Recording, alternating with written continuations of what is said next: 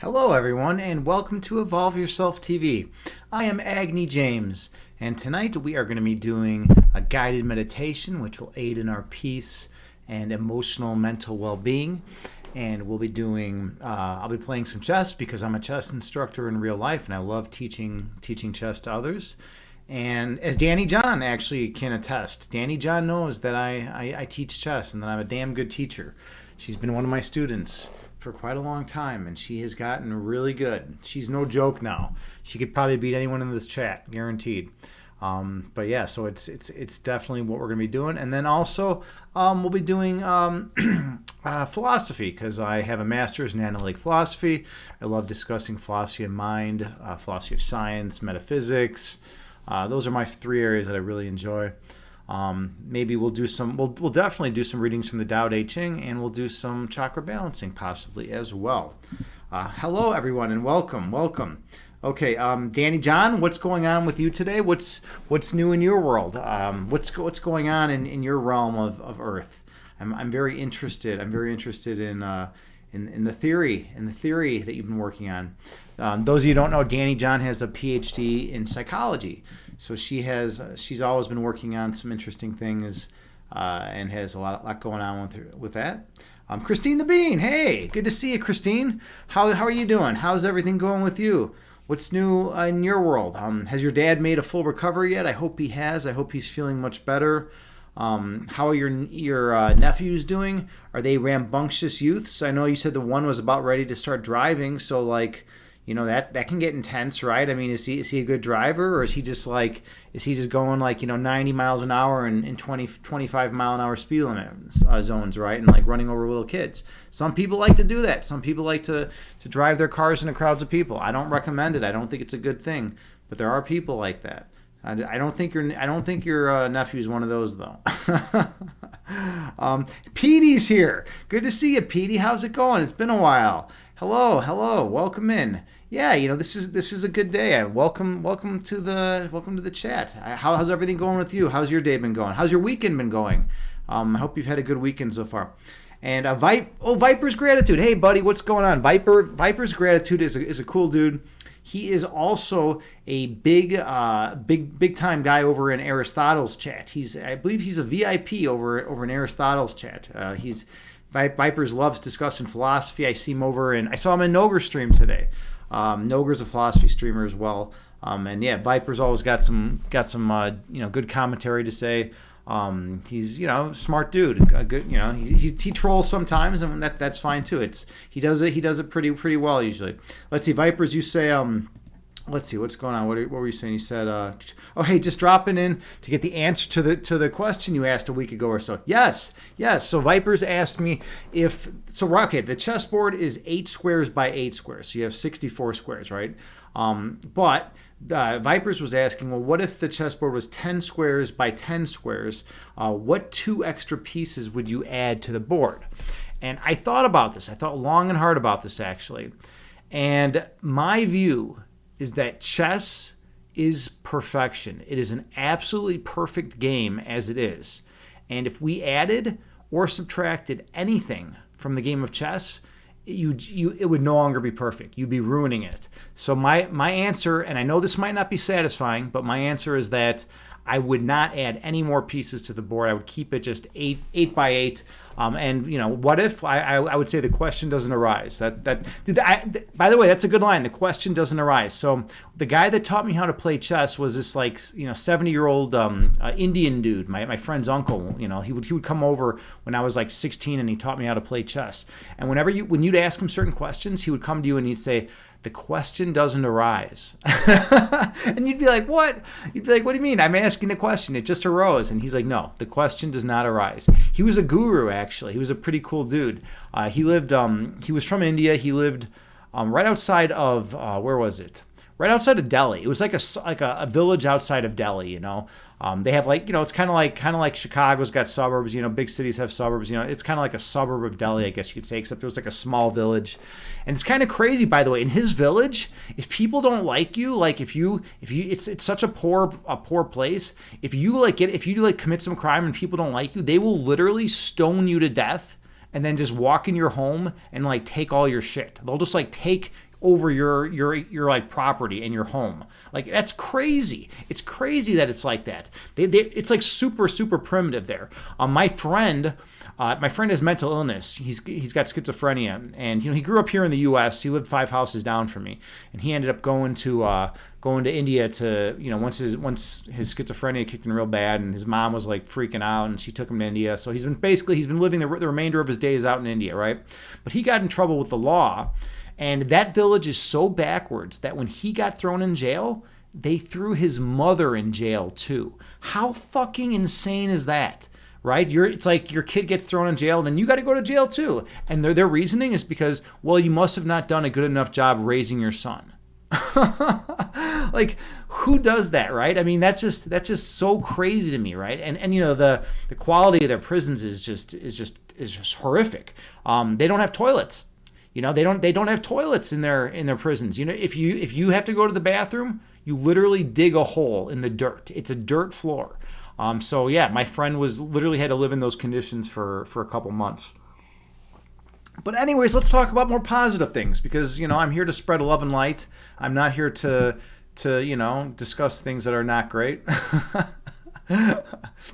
Danny John, you say working on your proposal for the community planning project. Nice. That's awesome. Danny's working on starting a nonprofit. It's pretty awesome. It's a pretty cool thing that you're doing. I have a lot of respect for that. And I know it's going to work out. She's got some people, too, that are willing to put in some money, too, which is going to definitely help. JT Farms, there we go. The channel shaman has arrived. We can officially begin the stream. We could not begin the stream until this moment. How are you doing?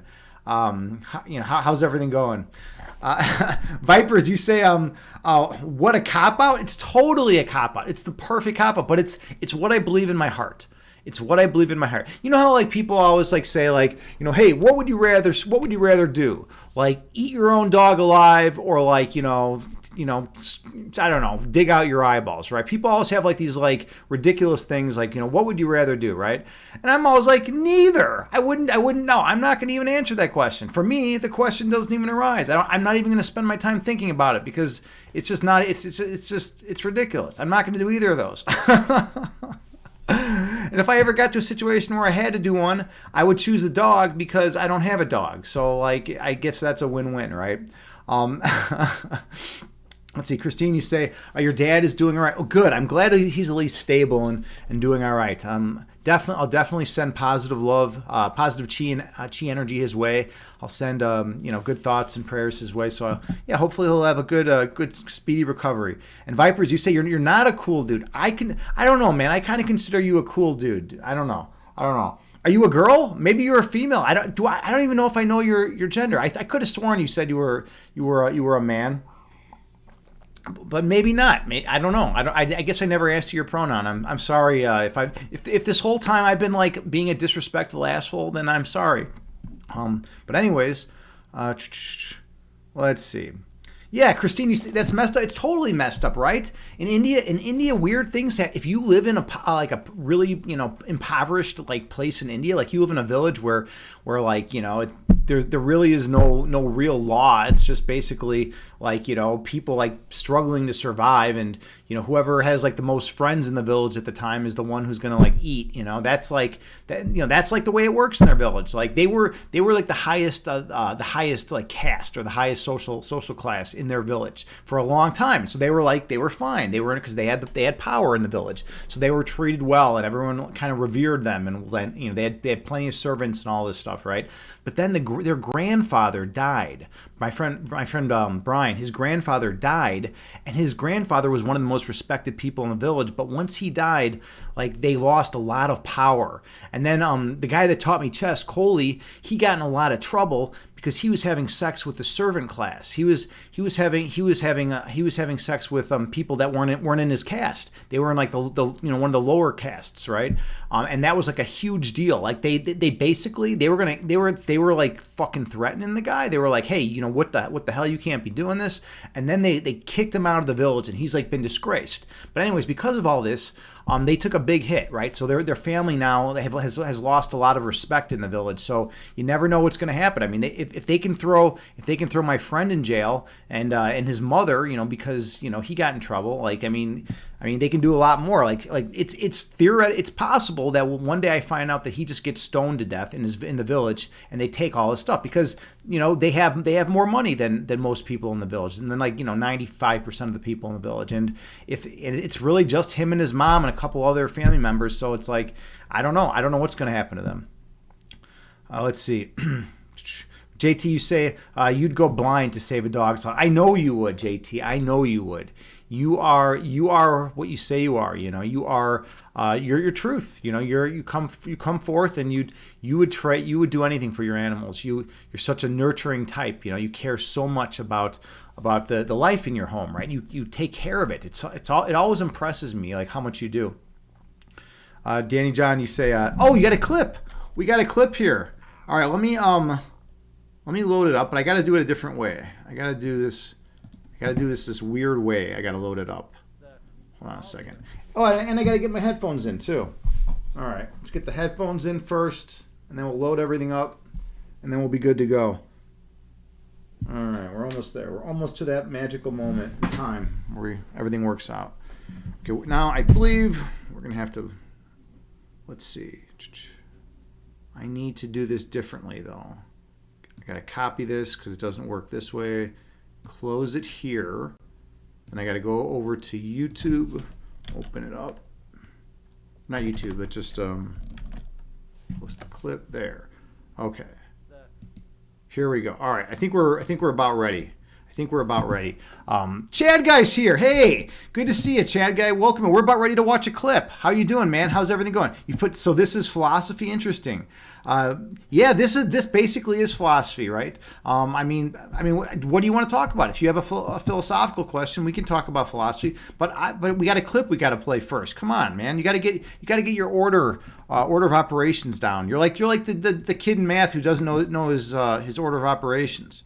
All right, let's see if we can get this. All right. So you should, in a minute, I'll be able to see this. Let's get this right. Here we go. All right, you should all see this now. This is a good thing. By the way, you get to see my face, which is always a pleasure for everyone. All right, so we got this. Quality of their prisons is just horrific.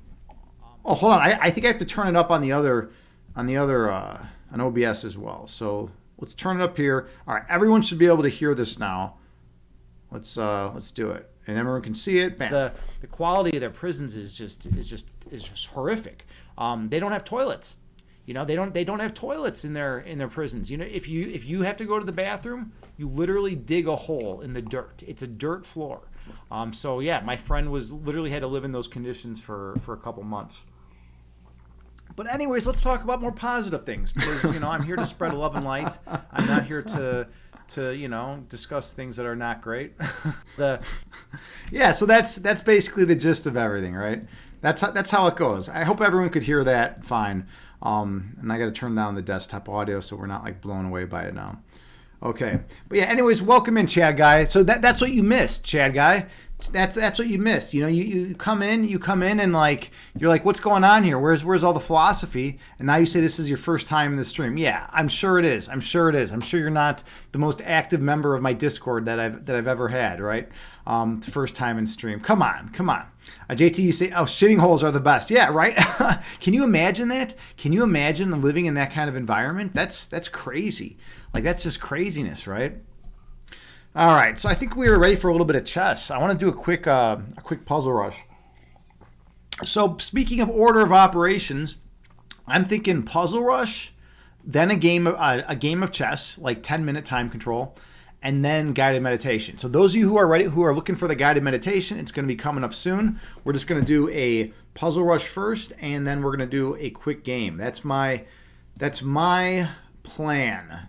All right, let's get it so we can all see. All right, here we go. So Puzzle Rush, those of you who don't know, I'm a chess instructor IRL, and Puzzle Rush is a game on chess.com where you try to solve as many chess puzzles as you can in a 3-minute period. So here we go. Wish me the best. My high score ever is 29. So usually when I stream, I'm happy if I can get in the 20s. Let's do it.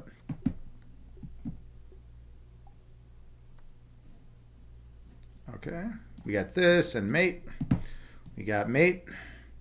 We have mate. We have mate. We have... Okay, and then... Oh, just win the rook? Really? All right. Mate. We got to go this way. Check, sack the queen, and mate.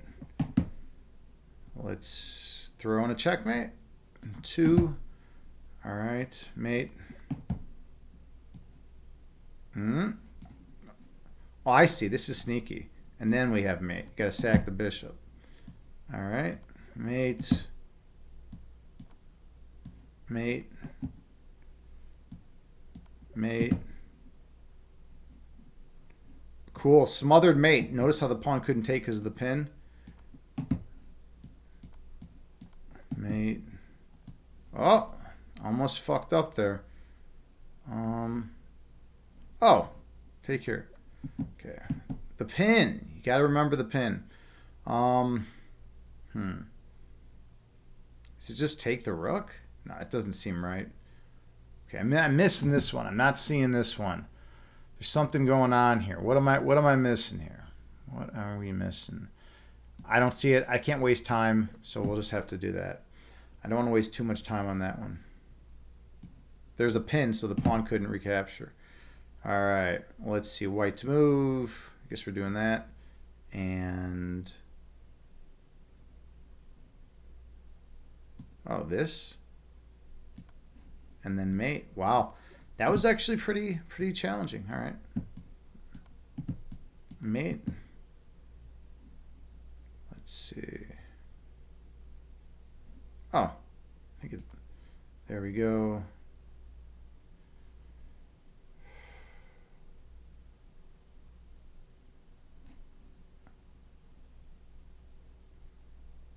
I think what, this? And then, but where's the final? Oh, right here. Okay. I was like, where's the knockout punch? You know, then you need the knockout punch, you know? You can't just not have the knockout punch. There. All right. This one's tricky. I think this. No, this. Yeah, that was right. Okay. I guess let's go for the queen. Take the queen and then grab there. And check. Oh, missed that one. All right.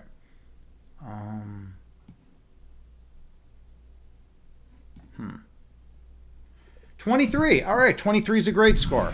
I will definitely take that. 23 is a legit score, and I will take that any day of the week. That's good. All right, so we know I'm playing decent Puzzle Rush today. All right, Chad got you redeemed. Hats off. Hats off to me. All right. We redeemed hats off. I got to go get a hat. I'll be right back. Give me 1 second.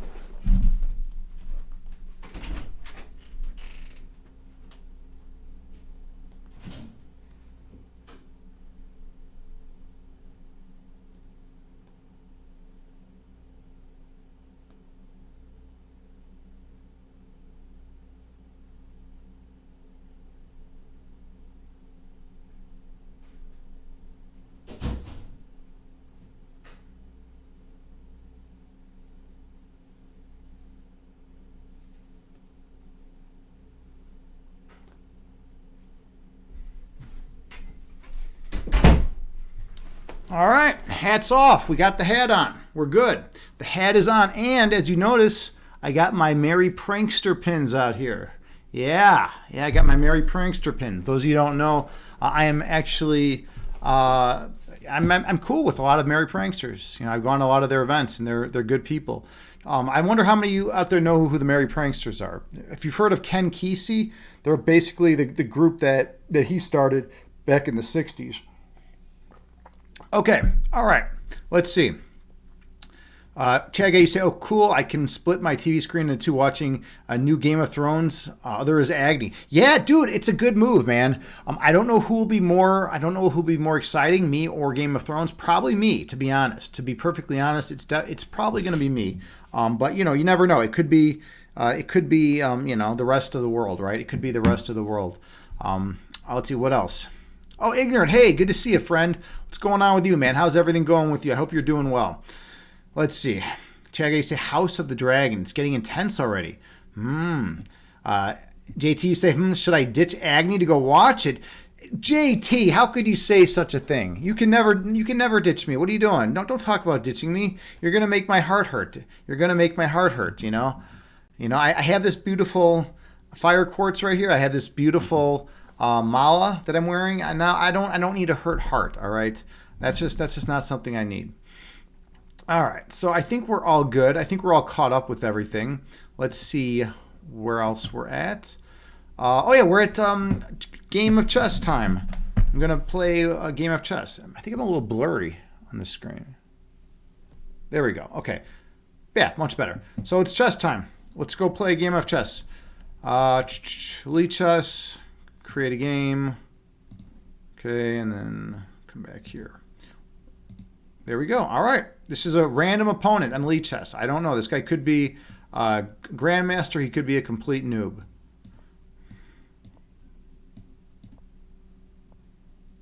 He's going in for one of these. This is one of these guys. All right, whatever. I'll just challenge it immediately. All right, one of these guys. What do I want to play here? I'm just going to castle. Keep it simple.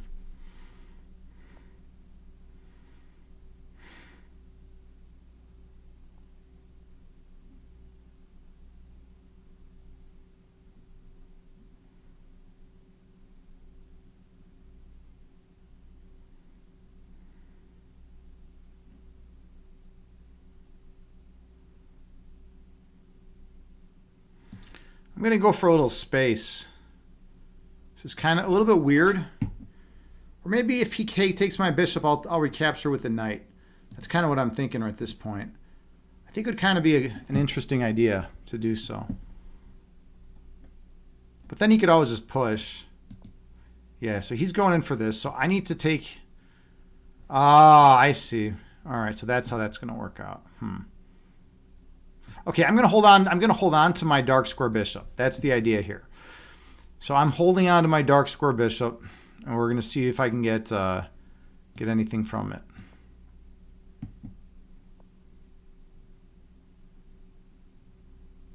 And I want to gain a little space. I'm going to bust this open. This is pretty risky right here. This is pretty risky. I'm going to bust all this open.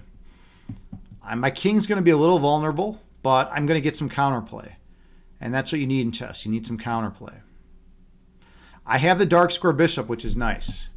If you trade off your knight for your opponent's dark square bishop or their light square bishop, your dark square bishop becomes more powerful, or vice versa. Okay, take there. Let's capture like this. It's kind of interesting. Yeah, let's capture like this. All right. Get my knight developed.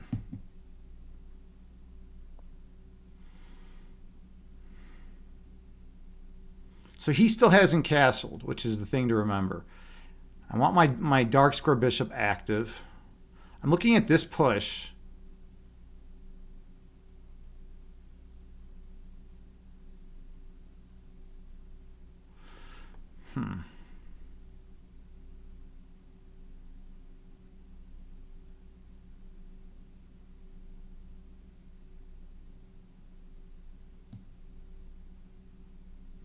All right, we're going in. We're going in for this.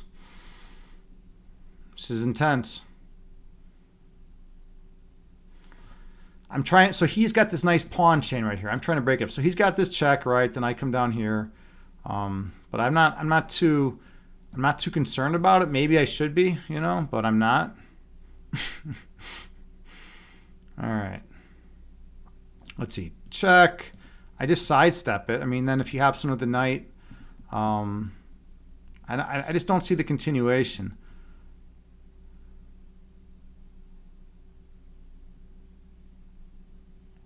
Oh, he could bust through here. He could bust through here and do some sacking ideas as well. Well, all right.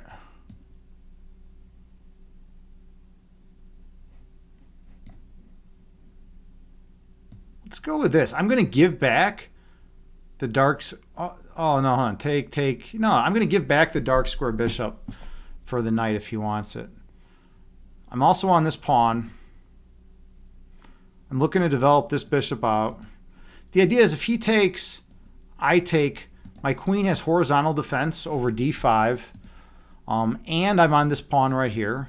I'd be hitting this pawn. And his king is very vulnerable too. You know, he's not the only one with a vulnerable... I'm not the only one with a vulnerable king right here. This is interesting. This is a very interesting position, by the way. One Sluggy, good to see you, friend. How's everything going with you, man? Welcome in, dude. I'm playing some chess. You said you've been good. Hope all is well. Yeah, I'm glad you've been good, man. It's good. It's always good to see you. One Sluggy is a streamer here on Twitch. He streams gaming, mostly retro gaming these days. I've noticed. It's pretty cool. It's pretty awesome. I got to see him play chess. Okay, he's going in for this line. I got to get back to the game. Okay, so I'm on here. I'm defending the pawn. I have this check. I have like a bunch of ideas. This rook is like super strong in this file, right? I got a lot of attacking ideas going. Which is, I think we're going to go after that. We're immediately challenging the queen. He just moved there.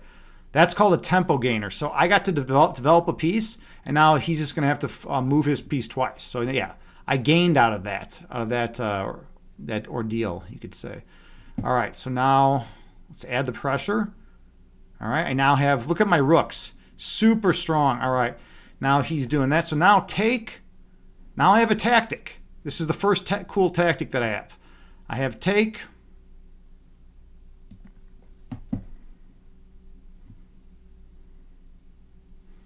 Because that was one of the defenders of this. So he had two defenders, right? So I just took.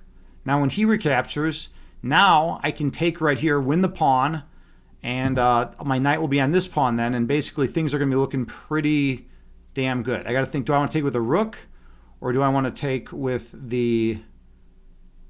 I want to take with the queen.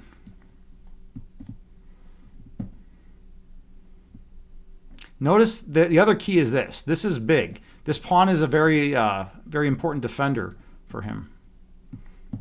Okay, so I take. Notice I'm on the bishop.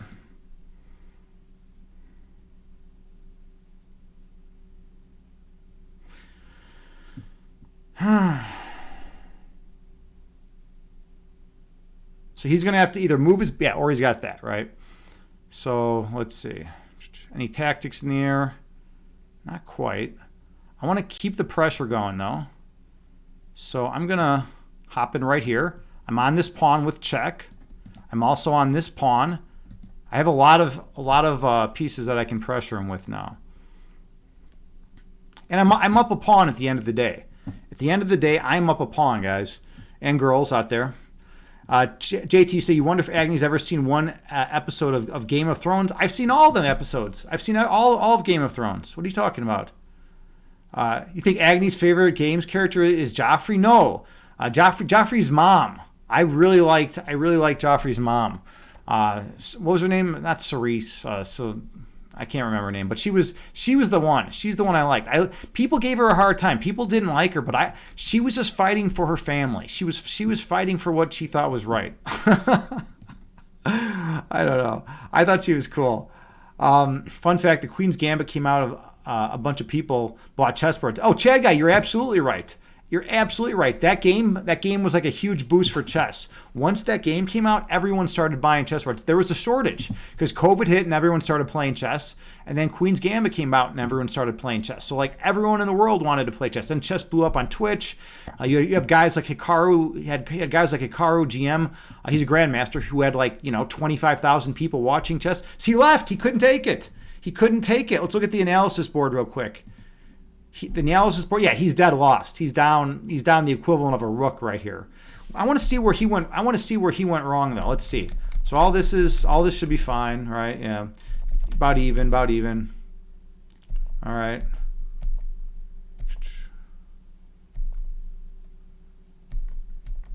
It actually likes his position here. I knew this was a little risky, but in a blitz game, I mean, Yeah, so here we're even, it says. Take, take.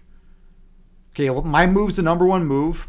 Perfect. Yeah, I knew taking my dark square bishop was a bad move. I knew that was a problem. I absolutely knew that was a problem. Look at that. It immediately drops from plus 0.1 to negative 0.23. Well, yeah, or now it's negative 1.8, whatever. Okay, we have this. I did the second best move, all right. Yeah, I'm just crushing on it. Now I do the best move.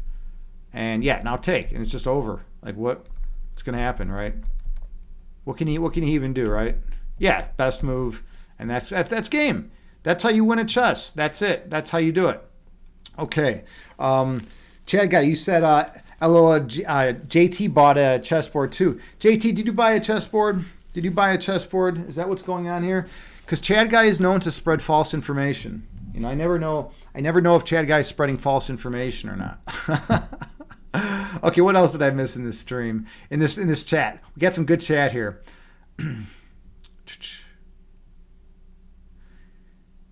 Chad guy, you see, I like to describe trees for 6 pages long. Oh, Token. Yeah, Token. He does like trees. He wants to talk about his trees, right? You think I'm identical in looks to Joffrey? Dude, Chad guy. I don't think I look anything like Joffrey. I mean, what do you think? All right, let's do a poll. I mean, maybe I could be dead wrong. Maybe I look identical to Joffrey.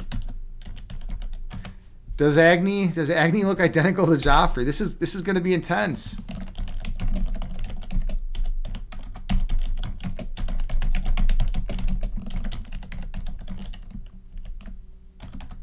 I don't even remember how to. Is it GEOFFRUI, something like that? All right, we'll do a 2-minute poll because this is interesting. I could have maybe I could be a stunt double. I don't think I look anything like him. All right, vote. Do I look identical to Joffrey from Game of Thrones? All right. JK, you said they're like, what the fuck? This is as exciting as this is not as exciting as the show. Yeah, you're right. I mean, well, people who love chess would say chess is more exciting than anything. People who, are not chess players are not going to say that, obviously, right? All right. JT, you say you win. Yeah. And one sluggy nice. Absolutely. That was a fun game. He was playing good. That guy's a legit player. He made a terrible mistake when he grabbed my bishop with his knight. That you can't do that in that situation because I gained a tempo. My queen got developed and was hitting two vulnerable pieces. It was just a thing of beauty, basically. All right, okay, JT, you bought a Ouija board. Ooh, that's exciting. That's pretty fun. All right, I like the sound of that. By the way, it is time. It's time for some meditation. I think we're ready. So I hope you're all in comfortable clothes. I want everyone out there to be either in comfortable clothes or naked. So if you're not naked, get naked for the meditation. I'm just kidding, obviously, but you don't want to be in clothes that are very restricting. That's the main thing. So put on like jammies or whatever you're going to put on. Put on some nice loose clothes that aren't like making your body feel all constricted for the course of the meditation. Okay, so I always come out here and I'm super intense and I have lots of energy and excitement and whatever, and we're playing chess and we're doing all sorts of stuff. And then we slow things down. And we go to the place of peace and oneness in our hearts.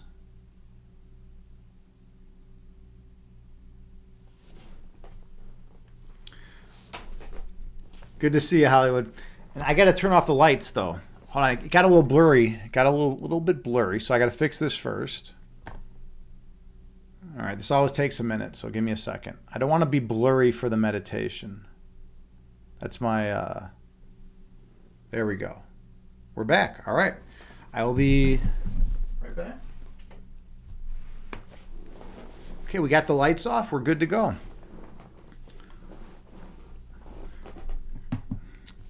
Find a comfortable seated position. You can sit on the floor in lotus pose. You can sit cross-legged. Or you can sit in a chair. The main thing is to find a position that is comfortable for you.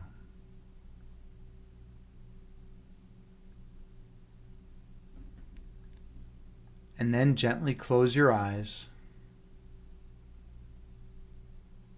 and take a few slow, deep breaths on your own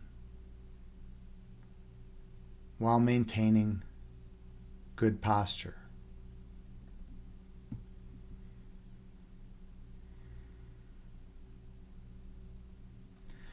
I have a Buddhist chant that I play that has a chime that rings every 2 seconds, and you can use it to help regulate your breath count.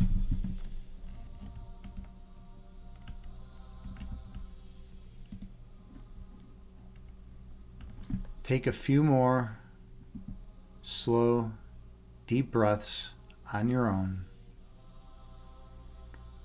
focusing on your breath.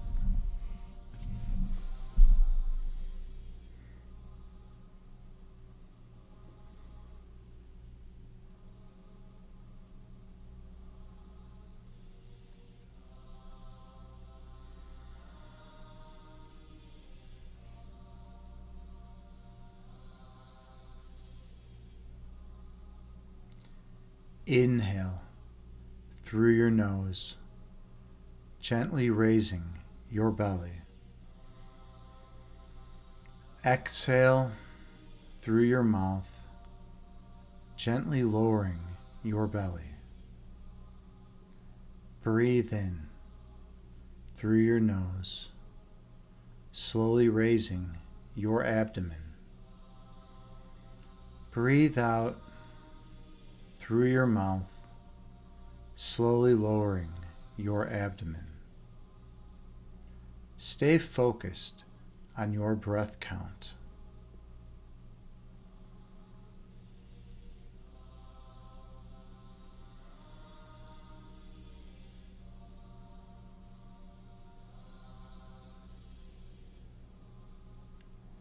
Inhale, raising your belly.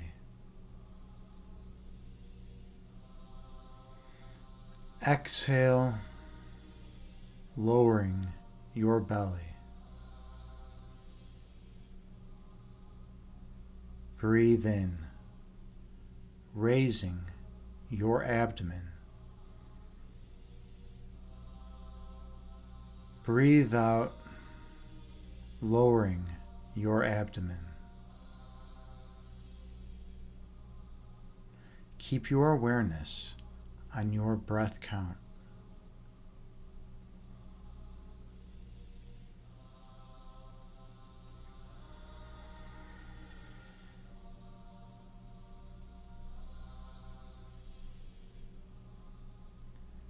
Inhale.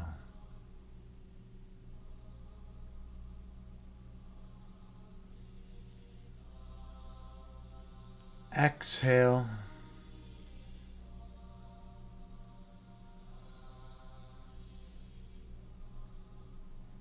Breathe in.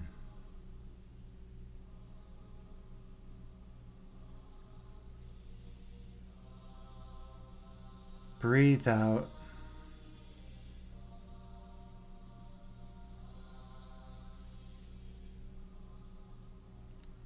Your breath calms your body, and your body calms your mind. Be mindful of your breath count.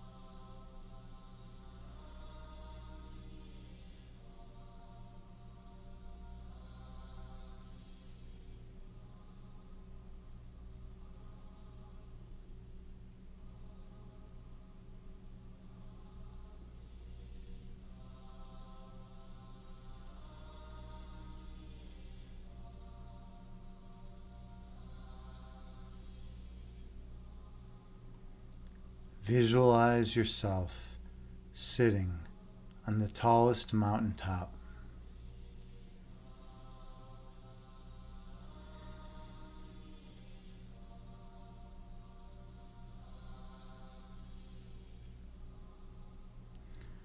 Watching the clouds float through the sky beneath you.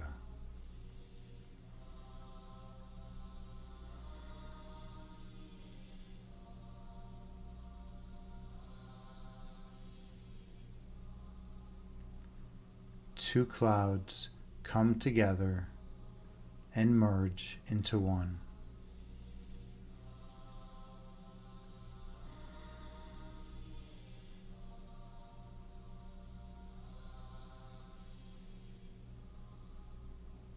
And one cloud stretches apart and divides into two.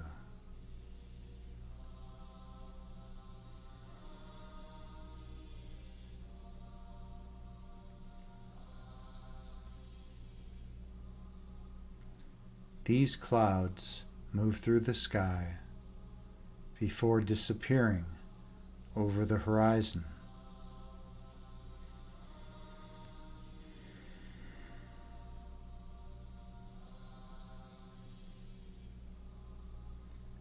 These clouds are like your thoughts.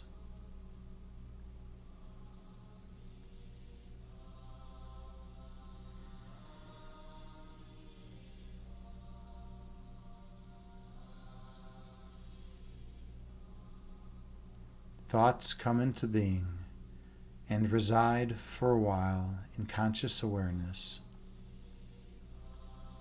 before leaving your mind.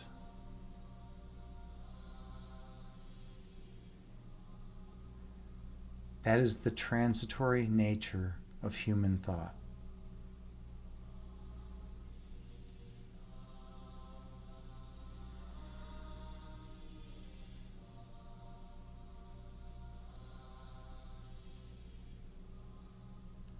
Inhale.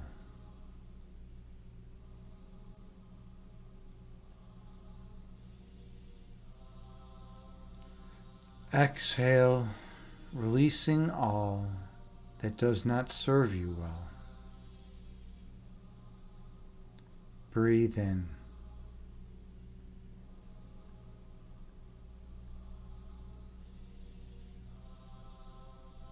Breathe out, releasing all that is of no benefit to you. Focus on your breath.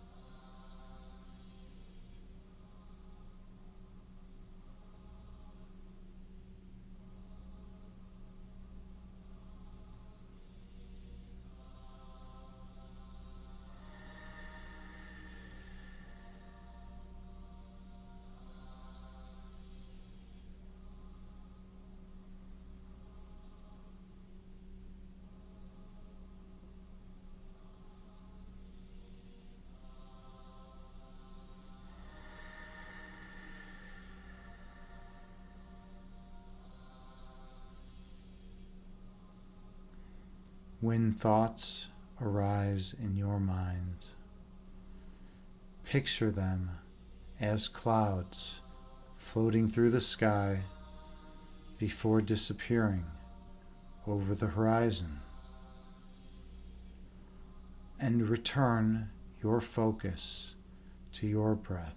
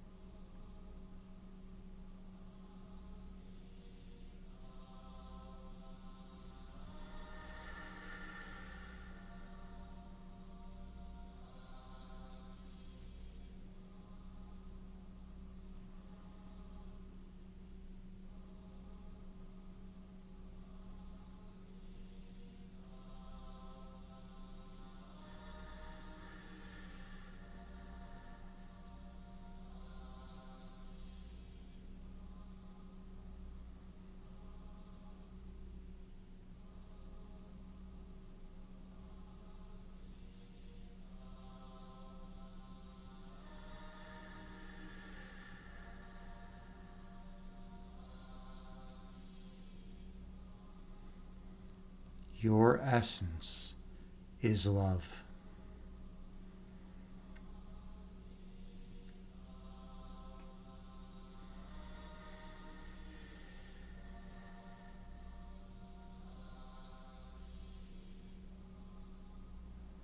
Your love is manifested as light.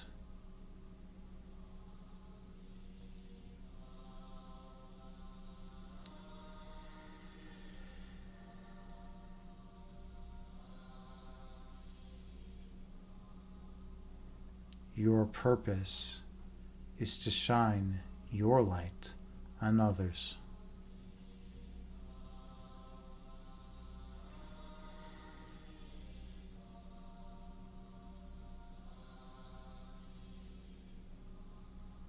Awakening the inner light within them.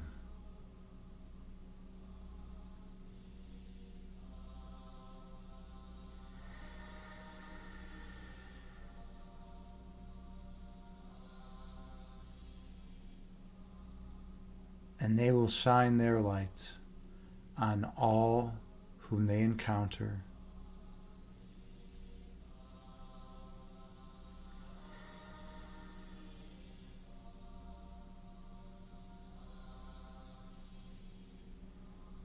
Until all of humanity is glowing radiantly as one once again.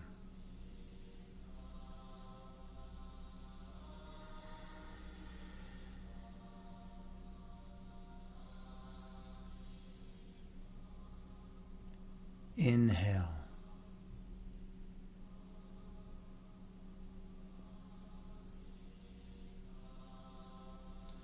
Exhale, releasing all that is of no benefit to you.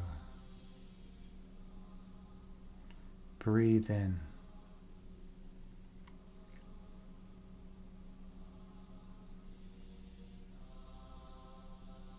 Breathe out, releasing all ego which obscures your third eye sight.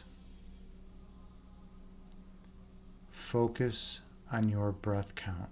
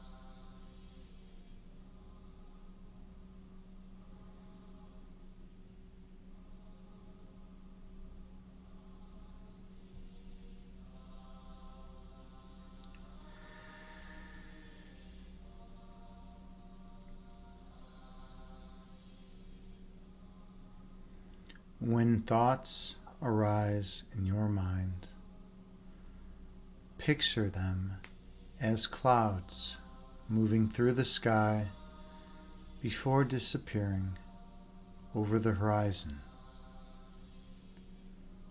and return your awareness to your breath count.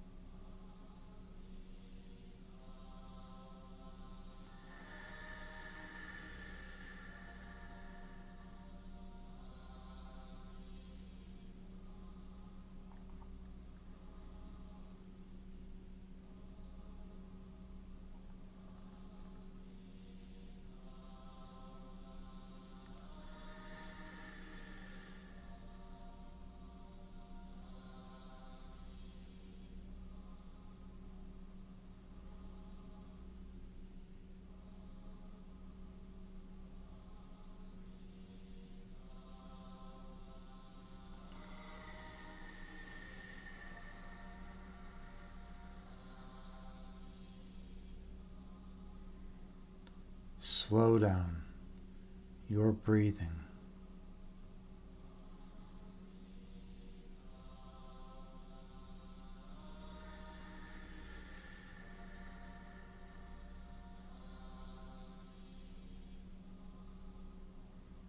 Slow down your breath.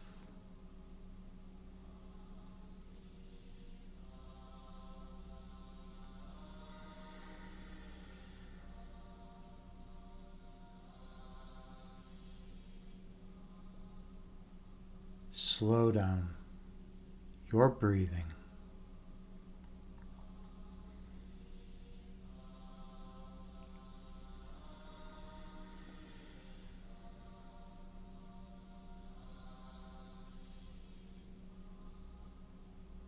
Slow your breath.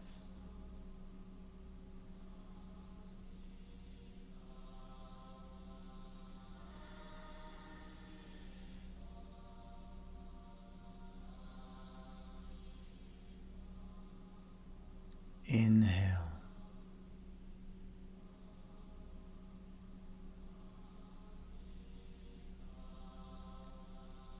Exhale, releasing all that does not serve you well. Breathe in.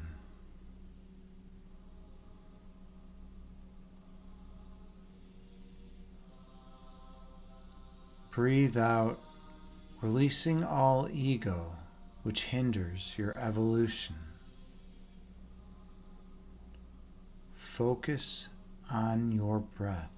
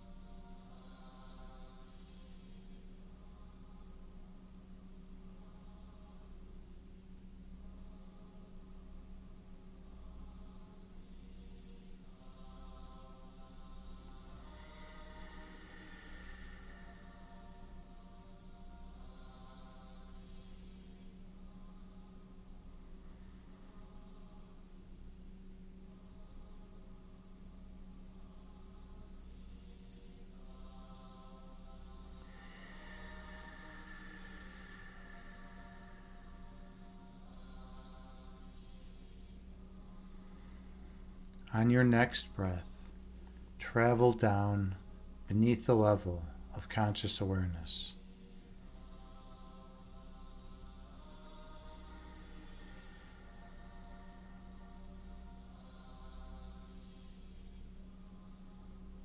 Go to the region of your heart chakra.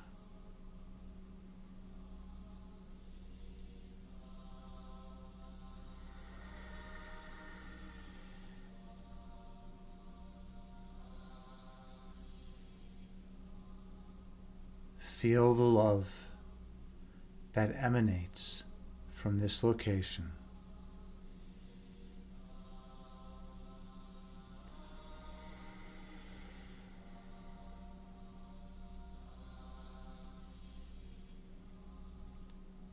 And the warmth which surrounds your love.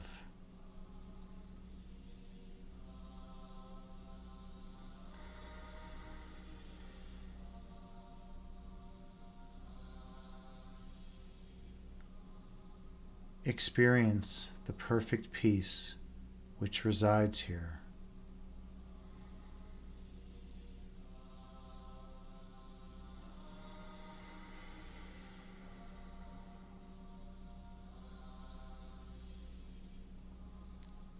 And the joy which accompanies it.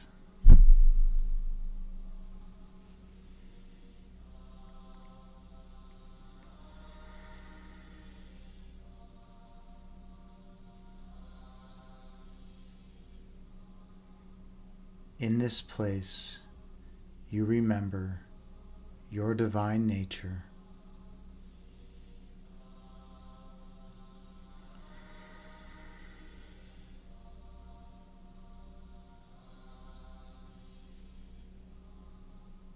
In this place, you recall your wholeness.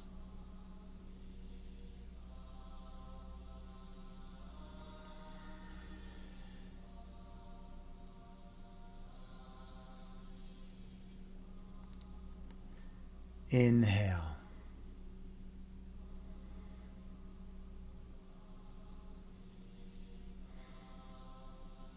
Exhale, releasing all that is of no benefit to you. Breathe in.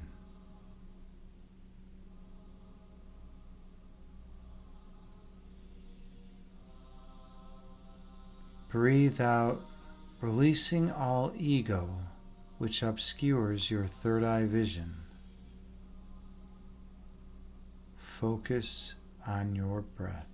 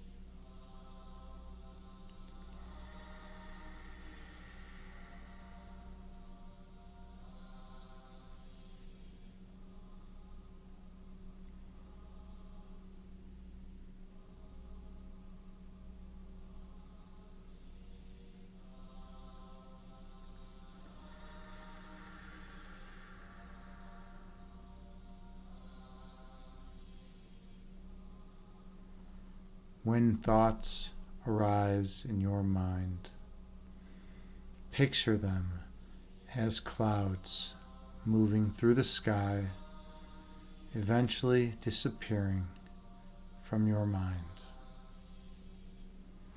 And return your awareness to your breath count.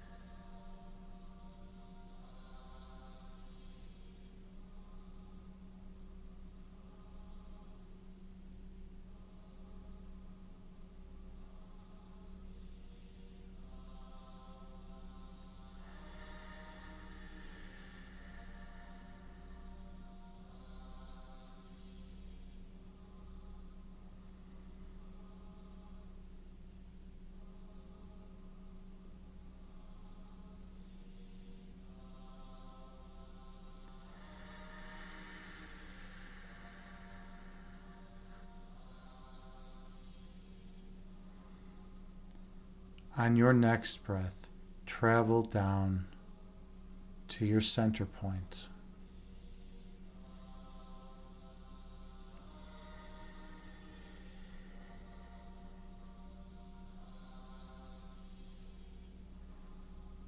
The centermost location of your being.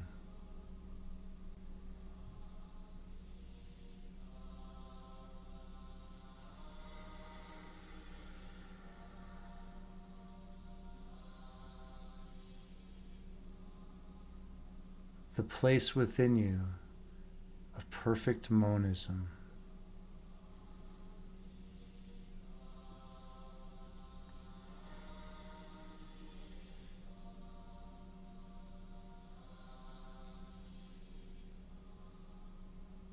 The place where opposites cannot enter.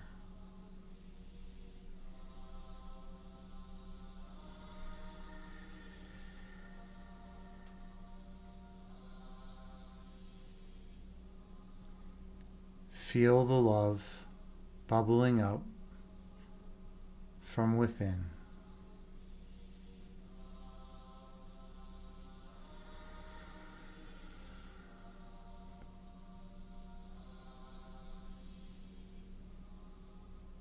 And the joy which accompanies it.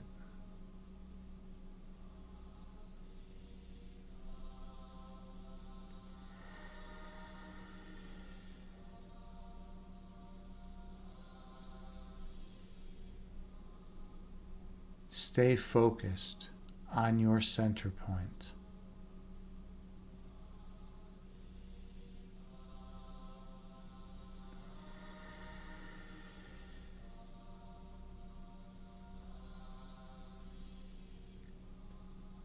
And when you're ready, travel through.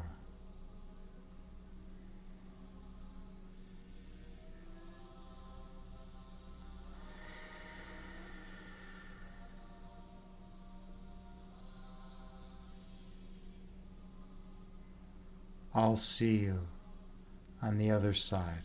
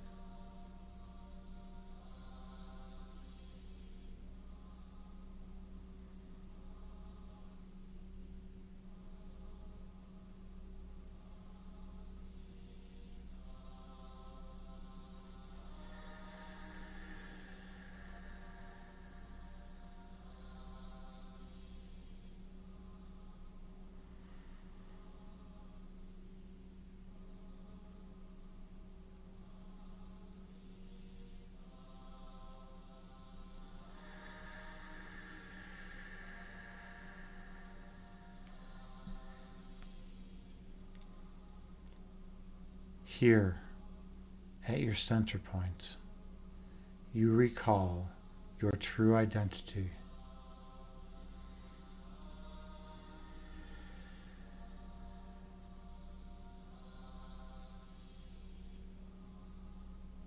At your center, you remember how you came to be.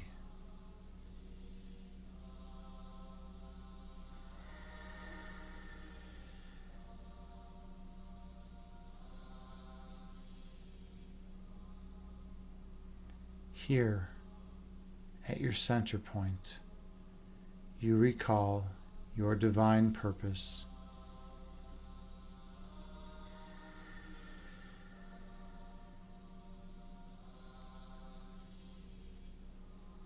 To spread love and light to all those whom you encounter.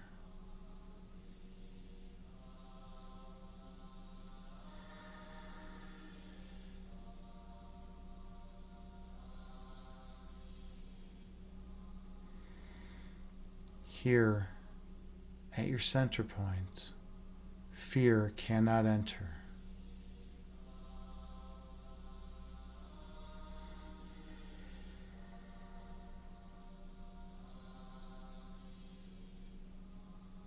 For what is filled with love can contain nothing else.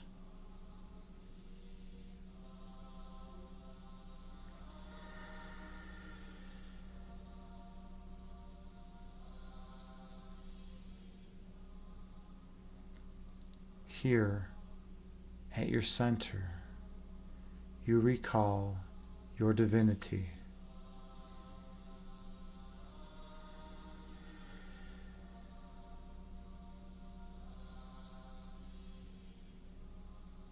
And your perfection becomes manifest.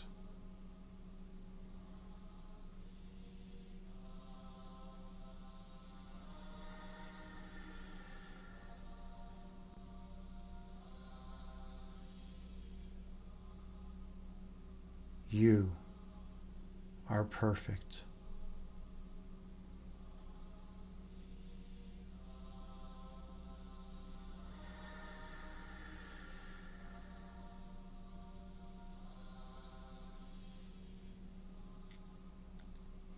essence is love.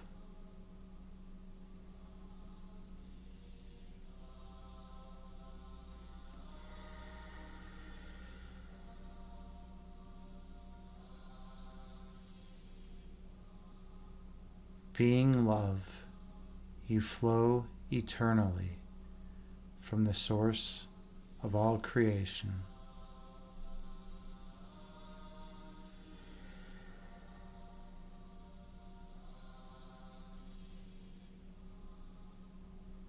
Regardless of perceptual distortions.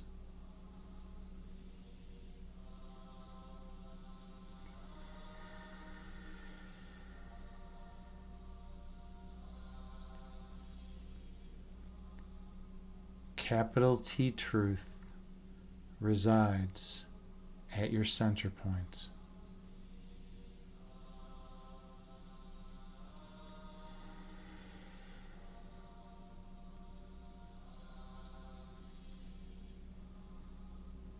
No questions are asked here because all knowledge is given.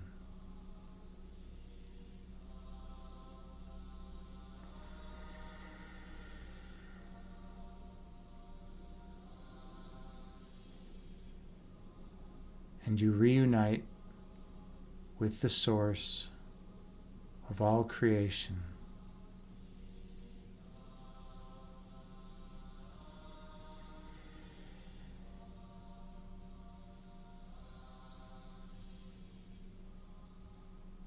Letting go of the dream of separation.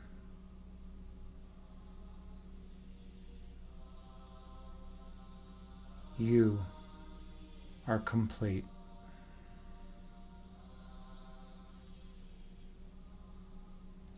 Inhale.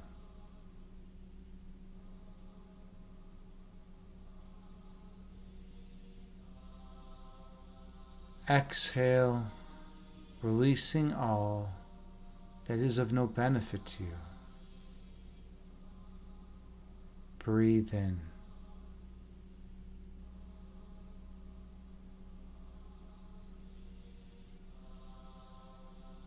Breathe out, releasing all ego which obscures your third eye vision. Inhale.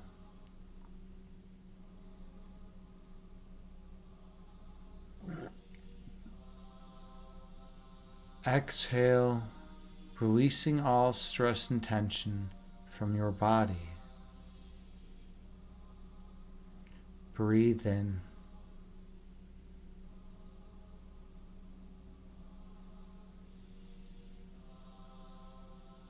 Breathe out, releasing all stress and tension from your mind.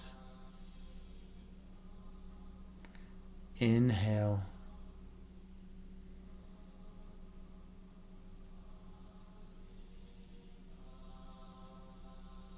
Exhale, releasing any residual ego from your being. Breathe in.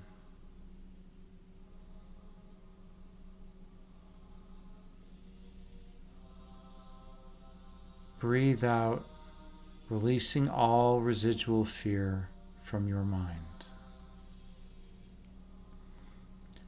Gently open your eyes and return to the present moment, bringing with you the peace from this meditation throughout the remainder of your day.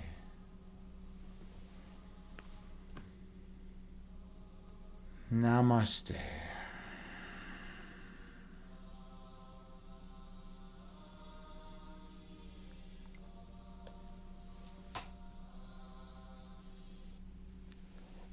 Thank you so much for sharing this sacred space with me.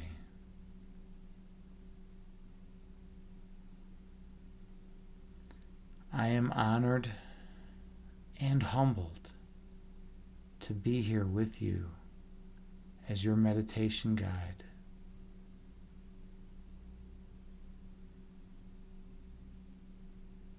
I hope you all got something out of this meditation. I hope you feel more peaceful and grounded. And I hope you're able to take your calm, regular breath count with you into the world and use it in challenging situations. You are worthy of unconditional love, and that's what I offer you. Namaste.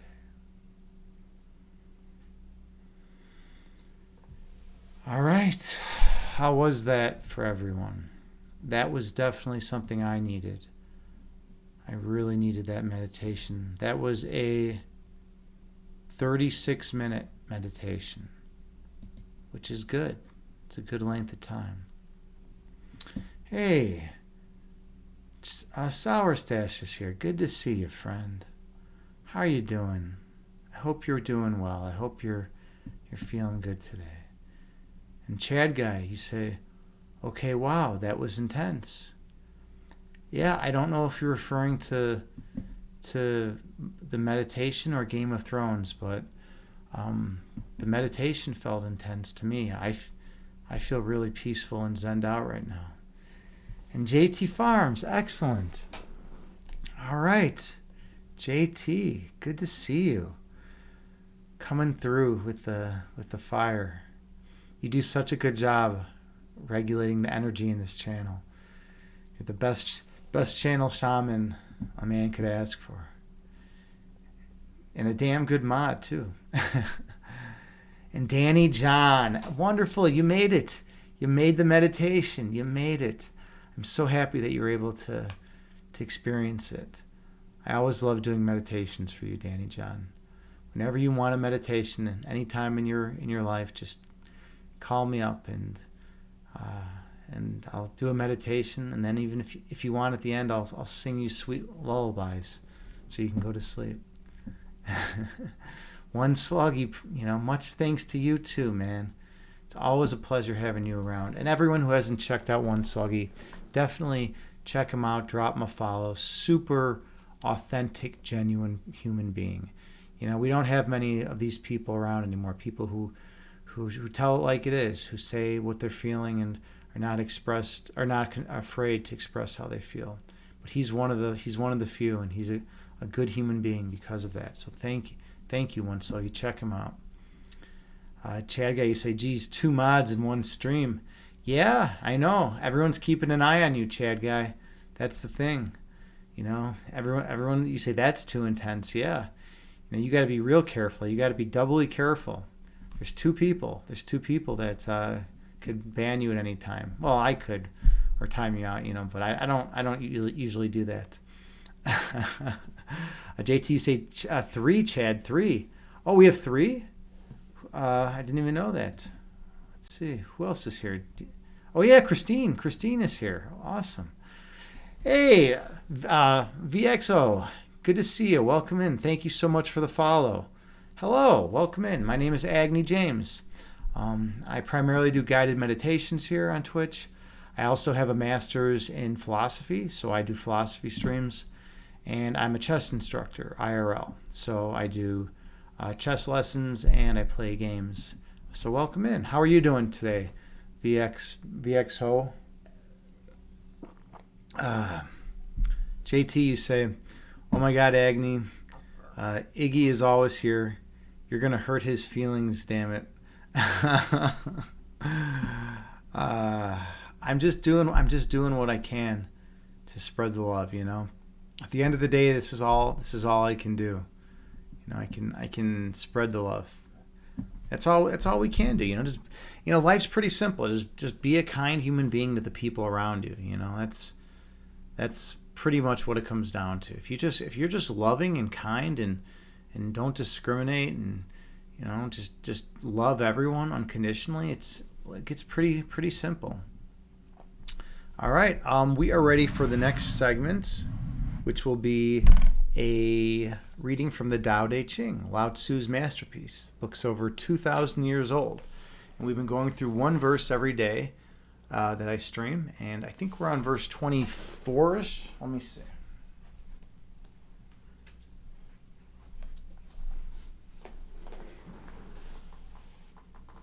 Let's see.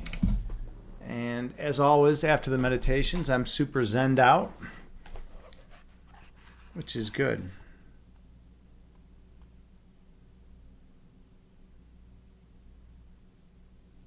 Okay, we are on verse 23, actually.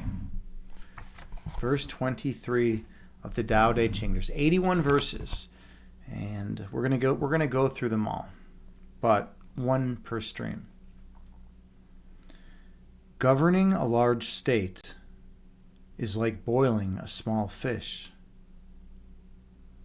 When the empire is ruled in accordance with the way, the spirits are not potent. Or rather, it is not that they are not potent, but that in their potency they do not harm men. It is not only they who in their potency do not harm men.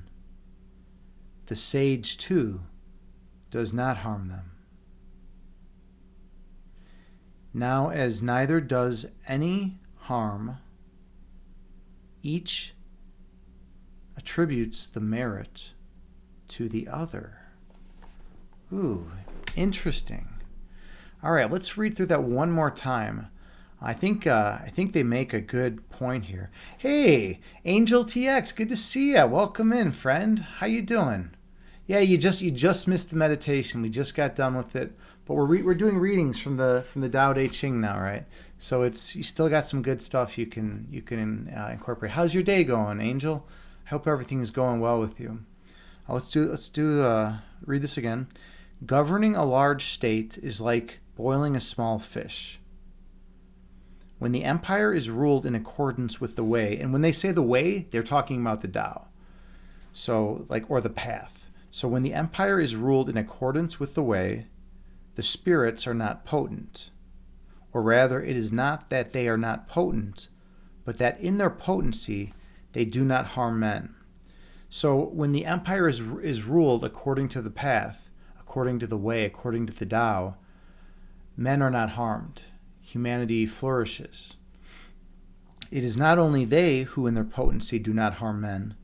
The sage, too, does not harm them. Of course the sage would not harm them. The sage would be there to help. The empire is being ruled in accordance with the way. The sage is also acting in accordance with the way. Now, as neither does any harm, each attributes the merit to the other. So the sage attributes the merit to man, and man attributes the merit to the sage. And I think that's cool. It's a nice short reading, nice short verse. But I think it talks a lot. I mean, if everything is being governed by the way, if everything is in harmony, there's really not need for so many other things. Everything's kind of just like all the rules and regulations are not as necessary because things just work out. Everything just goes with the flow, right? All right, let's see. Hollywood Hulk Hogan redeemed timeout. You timed out Chad guy? Uh-oh. Wait, you're trying to... Hold on a second. What have I missed here? Is this something I have to do? Do I have to time out Chad guy? Hollywood Hulk Hogan redeemed... I don't know how that works. I thought you have to time out yourself, though. All right, JT, you are the channel shaman. So I'm leaving this one up to you. I'm leaving this up to you, JT. This is your call, because I don't know how to handle this situation. I don't know how to handle it. So JT, your call. Do we time out Chad guy or not? I mean, yeah, Hollywood Hulk Hogan, he is rolling and trolling. I know. That's what he does. But a lot of us do that at times, right? It's not like you've never trolled at any time in your life, right?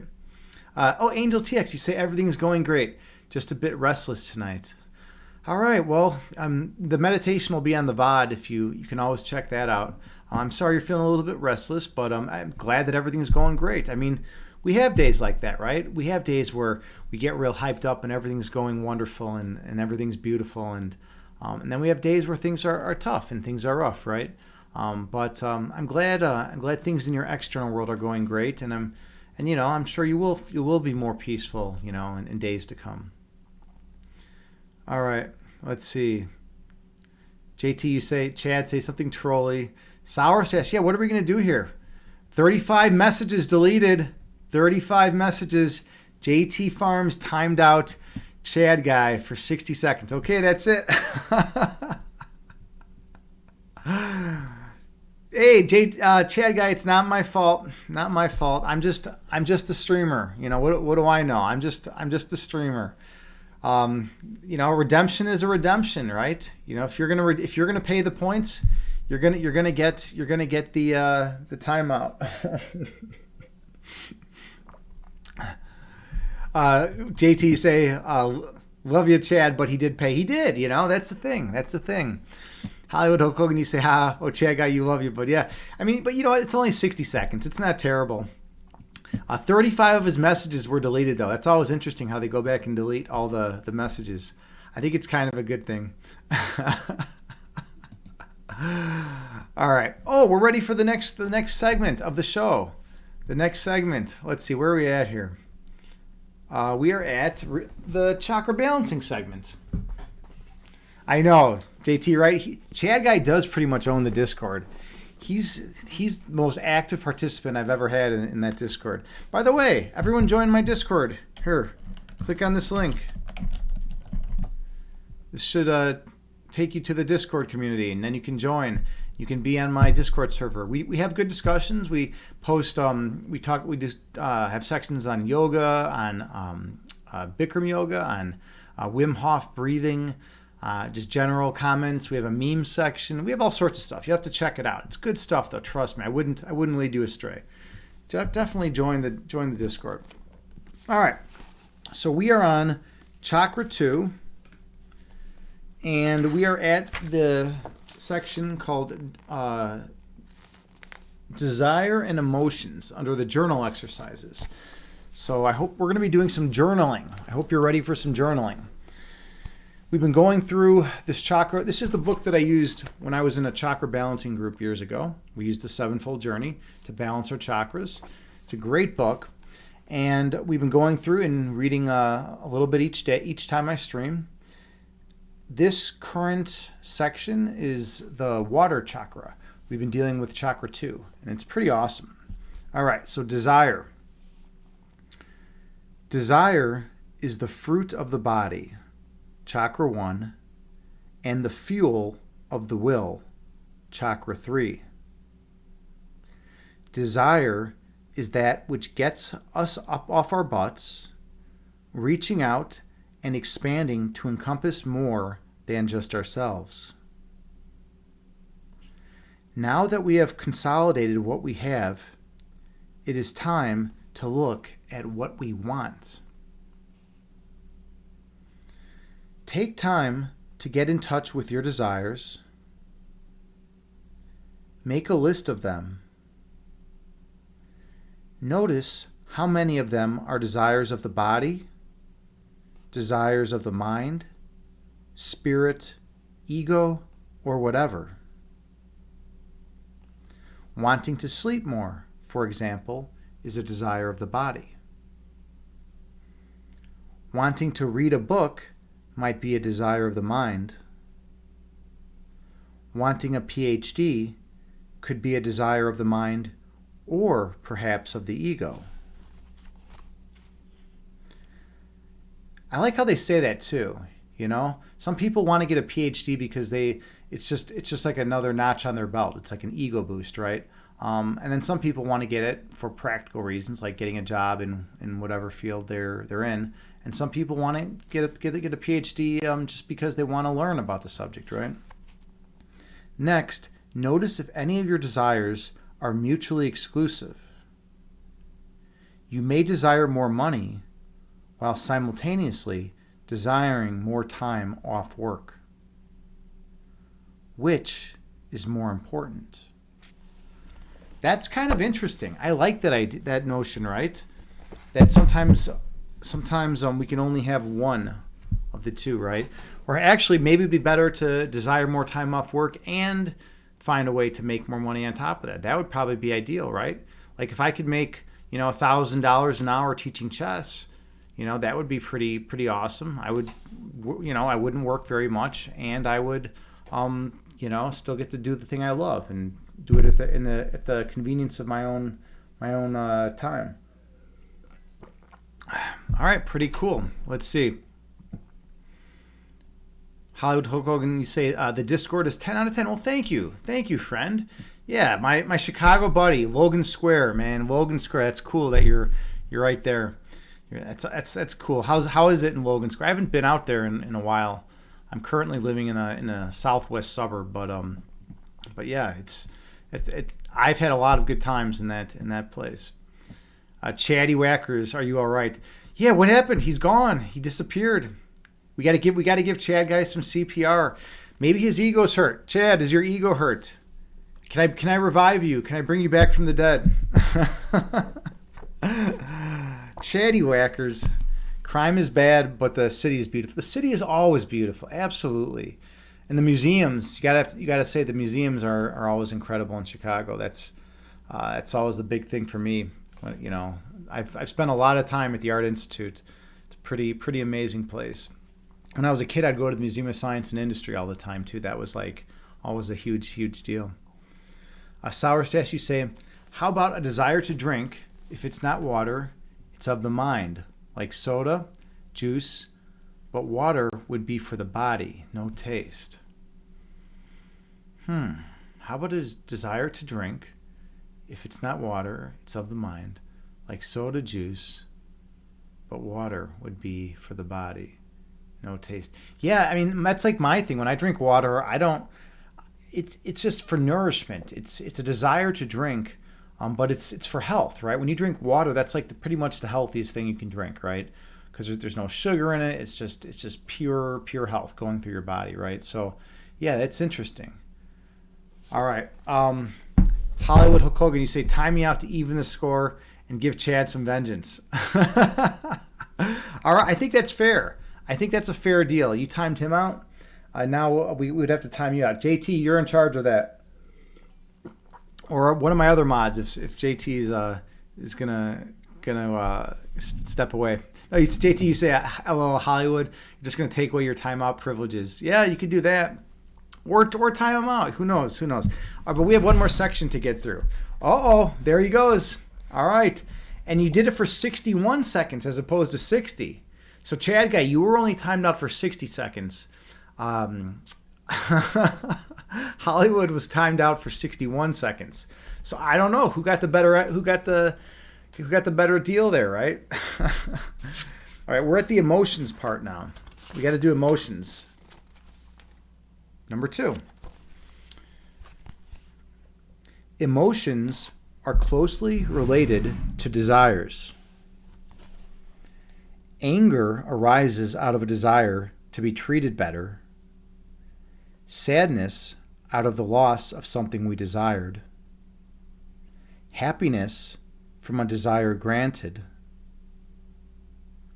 Focus on your emotions. Examine how they rule your life. Examine what you do with them, how they affect your energy, and take note of which emotions affect you most strongly. That's really cool. I like that. That's a really cool concept, right?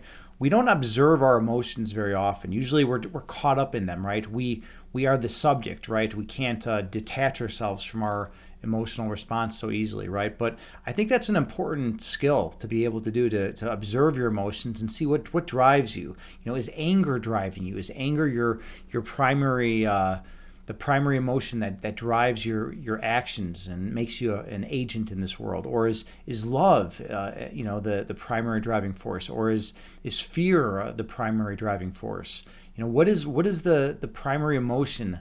Guilt, maybe. What is the primary emotion that drives you, that makes you perceive the world through a given lens, right? Because whatever foundational beliefs you hold are going to basically enable you to see the world through a certain lens, right? Through a certain filter, right? If you hold belief X, Y, and Z at your foundation, then all the inferences that stem from those beliefs are going to picture your reality. They're going to make it such that you're going to see things a certain way. It's like that sounded a little complicated and a little convoluted. Let me clarify that a little bit. If you're in a negative mood, right? If you're feeling like really sick and negative, and you hear something that's ambiguous, you hear something that can be interpreted in one of two ways, and both ways are equally likely, you're going to be more prone to interpret it in a negative light because you're feeling sick and you're feeling negative, and that's how you're going to perceive what the other person said. If you're in a state of pure love and joy and happiness, you're more likely to perceive what was said in a positive light. And that's just how it goes. That's how it goes. How we feel is a very big factor in how we interpret reality. It changes the lens with which we view reality. And remember, we're always in charge of how we feel, though. That's the key. We can choose what emotions we feel at any given moment according to any given event that occurs or any given states of affairs that unfold. All right. Let's see. JT, you say Hollywood. You still breathing, dude? Yeah, I think he is. I think he is still breathing. He's out there. He's alive. He's alive. He is resurrected. Hollywood Hulk Hogan is back from the dead. Good to see you, friend. So you and Chad Guy both timed out today. This is a lot of excitement. See, that's the thing. JT's working all the time now, so she finally gets to catch a stream, and she's got to flex her muscles. She's got to flex her JT Farms muscles and start timing out everyone. Hollywood, you say, but Chadwick isn't back yet. You're concerned. Yeah, where is Chad? What is going on with this Chad guy? I don't know. I don't know where he is. It's a little scary. All right, we got hey, Imbalanced is here. Hold on, let's take a break. We got to take a break. My buddy just entered the chat. I'm putting down the journal, putting down the chakra balancing. Imbalanced Physique is an amazing human being. He's another. I was saying this about One Sluggy earlier, but Imbalanced is the same way. Super authentic, genuine dude. Imbalanced is like an open book. He tells you it like it is. He's a fitness streamer here on Twitch, but lately he's back and he's just primarily doing, I think, tarot, right? He also streams under DJ Krishan's. That's another account that he streams. He streams games under that account. Check him out. He's a good human being, and it's just nice to have you back in balance. How you doing tonight, man? How's everything going with you? It's good to see you around, man. You were gone for those 3 months or 4 months, and it was rough. Everyone's like, where's Imbalanced? Where'd he go? And I was like, I don't know. He disappeared. But you were still streaming on your other account, DJ Krishan's. But it's just nice to have you back. Let's see. Hollywood, you said, I am a super awesome genius dude, Agni. Dude, well, thank you. That's a very, very nice compliment. I wouldn't say I'm a genius, but I would say I'm someone who just devotes himself to trying to help others, right? And if you devote yourself to trying to help others, good things tend to happen, and sometimes you make a difference. Sometimes you can help impart some good wisdom to other people, and then you learn a lot too. That's the cool thing. That's like the one of the coolest things about helping others is when you impart wisdom to someone else, you gain that wisdom. You learn as well. Like when I teach chess, when I'm teaching my students, I learn a lot from that. When I teach philosophy, I learn philosophy. When I teach meditation, I learn meditation. When all the stuff we do, when you teach, you learn. Oh, genuine. Thank you. Chad guy, no, you're back. You're back. You weren't banned. You were just timed out, I think, right? It was just a timeout, man. You would never be banned, dude. Well, I shouldn't say never. I mean, if you piss off JT on the wrong day, you'll be banned. If JT's in a flexing mood, you could get banned. But yeah, it's definitely you're definitely not banned. You're a very active member of the community, and you are loved. We appreciate you. Let's see. Sour says, you say high emotional intelligence. Well, thank you. I appreciate that. I spent a lot of time trying to get in touch with my emotions.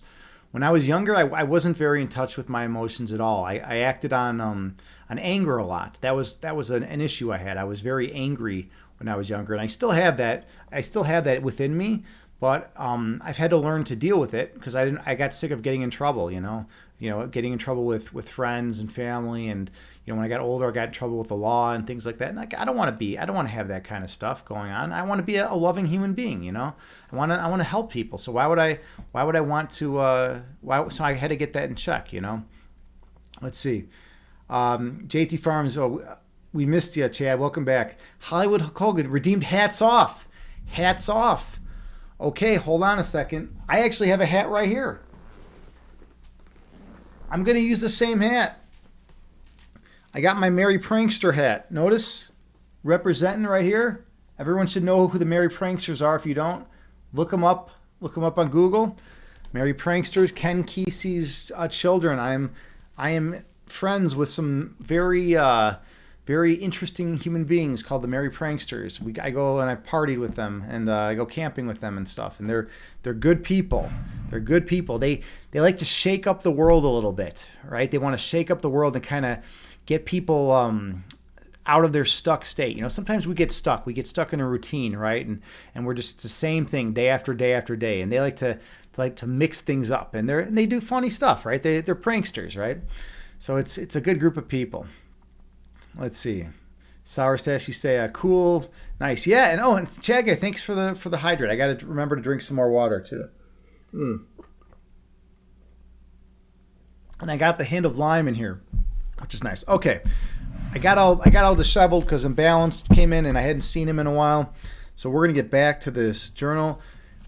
And right when I say that, the emote queen has entered. Tara time. Hello, Terry. How are you doing? How is life? How is existence?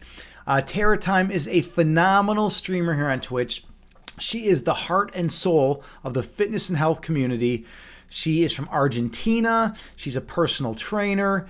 She has so much love and energy that she wants to give the world, that she does give to the world, that it's incredible. You do streams and you go to her stream, you will laugh, you will cry from how difficult the workouts are, but you will laugh in the meantime, and you will get a great workout and you'll get great instruction, and then you'll have fun too. That's the main thing I say. Whenever I go to her stream, I have fun. I have fun in the process. So I'll be working out, doing whatever workout she's doing.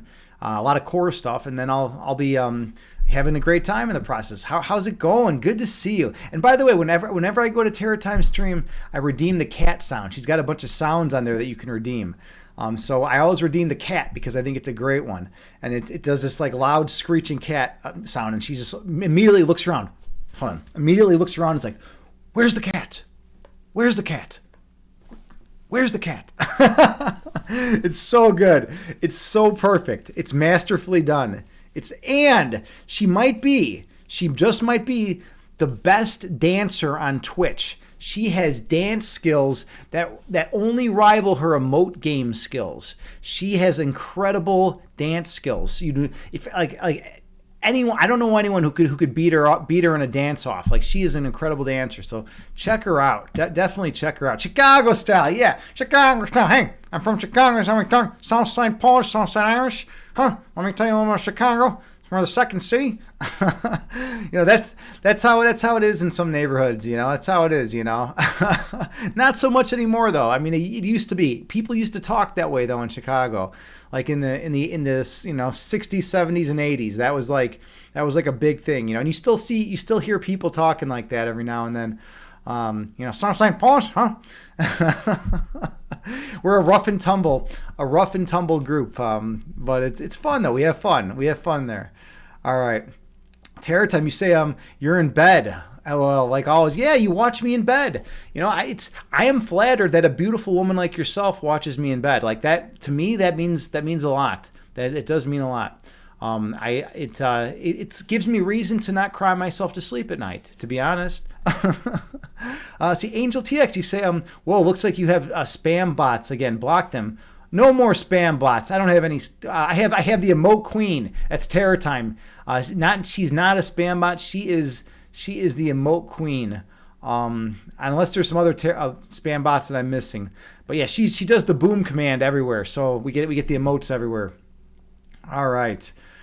Yeah, Terror Time. I've been missing you too. I haven't been able to catch your streams. I've been working and doing other stuff during that time. I've been missing you. Have you been streaming lately? Like or maybe you haven't been streaming. I don't know.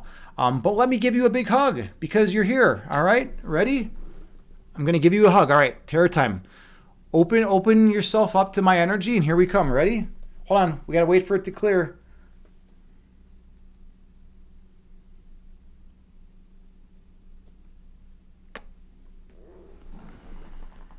There we go. There we go. We got the hug in for Terror Time. All right, and that's for all of you too. I love all of you out there unconditionally, all of you.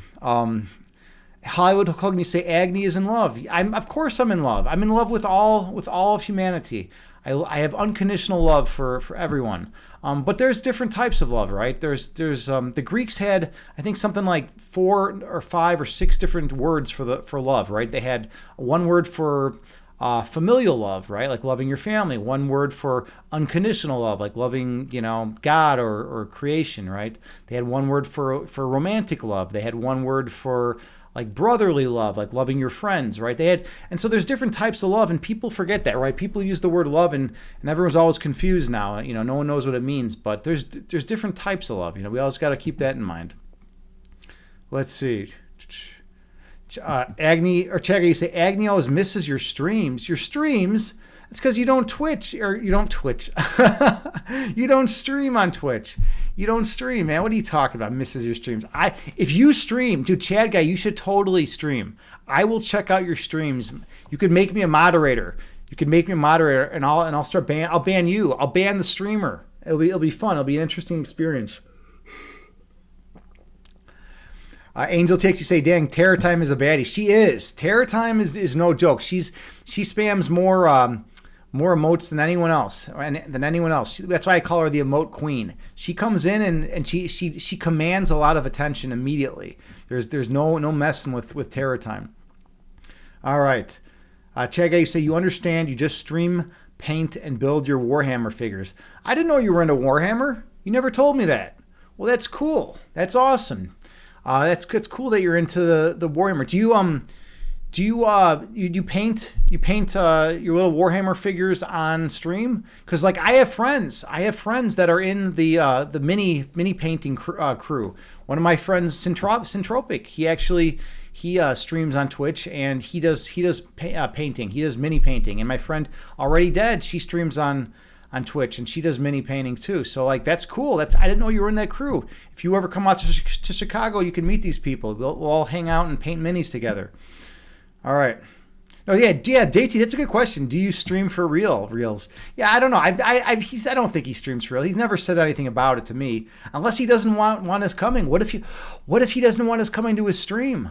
Chad guy, see, he can't handle a little bit of trolling on his own. I guess he comes here and he'll troll a little bit, but he can dish it out, but he can't take it. Maybe that's the deal. He does not want us coming to his stream. Terror Time, you say those blue eyes. Yeah, I do. I have the blue eyes. I'm one of those guys with the brown hair and the blue eyes. I don't know. It's not the most common combination of traits. Usually it's like, blonde hair and blue eyes, or brown hair and brown eyes, or brown hair and green eyes, or whatever. But like, yeah, I got the blonde hair, or the brown hair and the blue eyes, right? All right, let's see. Okay, we have to finish the rest of the section. We were balancing our chakras, and then we had a lot of excitement. So let's see what's going on. We're finishing the journal section called emotions. We just have a couple more paragraphs. We are talking about being cognizant and aware of our emotions, and not letting our emotions control us, but being in charge of our emotional responses, which is a super important life skill, right? At the end of each day, take a moment to review the emotions you have passed through. Draw a little calendar in your journal and jot down some notes that chart your emotional travels. You might even draw a face that reflects your mood each day, so that at the end of the month, you can look at your faces and get an overall emotional picture of yourself. That's cool. I've never charted my emotions. Like I've never been like, okay, it's 3:42 p.m. I feel like, depressed, or it's like, 5:26 a.m. I feel, jealous or happy or whatever. Right? I've never done that. It's kind of a cool idea though.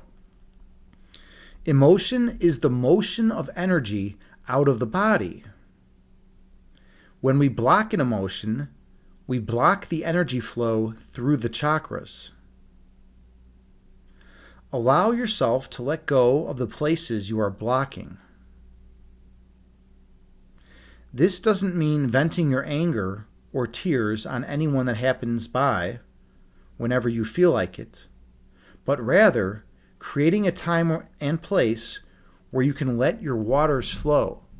That's important, right? To be able to have a place and time where you can fully release everything within you. You can express yourself and just, cry or scream or do whatever you want, right? That's super important. We need to vent. We need to let go of anything that holds us back, right? It also means letting go of old angers and pains that inhibit you but are no longer serving a positive purpose.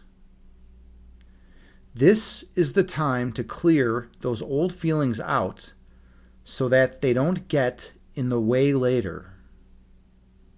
And writing them down can be instrumental in this process. I think that's really good advice, to be honest. To first become cognizant. You have to be aware of your emotional responses first, right? That's something that's an important skill. A lot of people are so involved and immersed in their emotions that they're not even aware of how they feel. If you ask them how they feel, like they're taken aback, they're like, oh, fine. But no, it's like, no, how do you really feel? Like go within and sit with yourself inside and see how you really feel, right? And then go within to that place of love and that place of being and see how you really feel, right? So that's like the first step. And then once you are aware of how you feel, you can start charting, how you feel throughout the course of the day. Am I depressed most of the days, or am I happy, or am I jealous or fearful or whatever, for most of the days, right?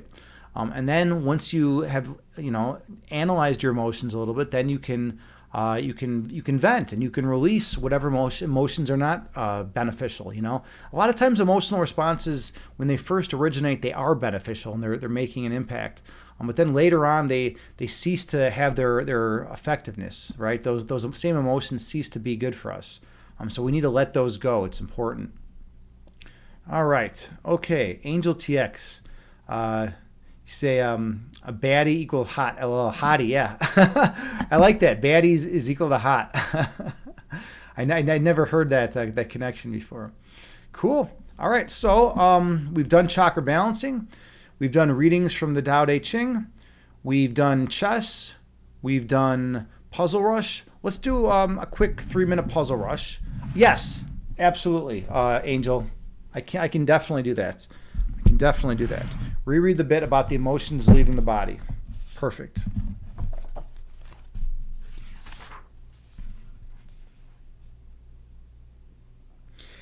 Emotion is the motion of energy out of the body. When we block an emotion, we block the energy flow through the chakras. Allow yourself to let go of the places you are blocking.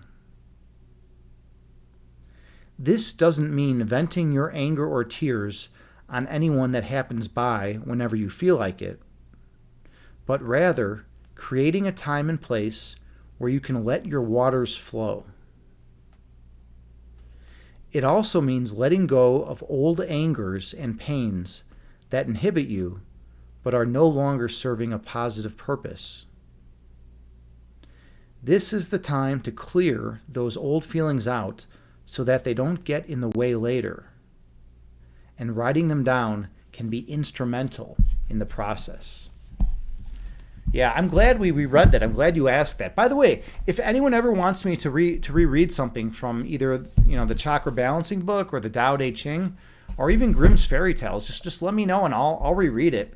I think there's a lot of deep stuff here, a lot of powerful stuff, and there's a lot of stuff that is going to be super beneficial if we follow it, right? So if we create a space and time where like we can release emotions. I mean, that's huge. For me, like I live in a condo, so like I can't just start screaming, right? Because I'll like freak out my neighbors. So like if I need to like let go of some emotions, a lot of times I'll drive somewhere. I'll drive somewhere kind of secluded, and then I can just release whatever I need to release. That's important for me, right? And everyone needs to be able to have a place where they feel comfortable to release whatever's causing them pain and suffering inside. And I think a lot of the problems in the world are actually caused by people not releasing that stuff, right? People bottle everything up and keep it in there so long that it starts having pernicious effects on their overall emotional well-being. They can't process it because it's just like a cancer within, festering, right? But I think if we let go of those of things that are no longer serving us, we're gonna live better lives. We're gonna be happier and be more fulfilled. That's my take on it, at least.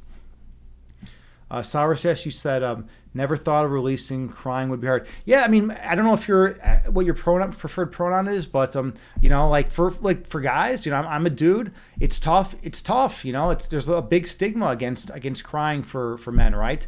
There always has been. But like I'm a very sensitive guy, actually. I might not come across it, on stream, but I'm a pretty sensitive dude.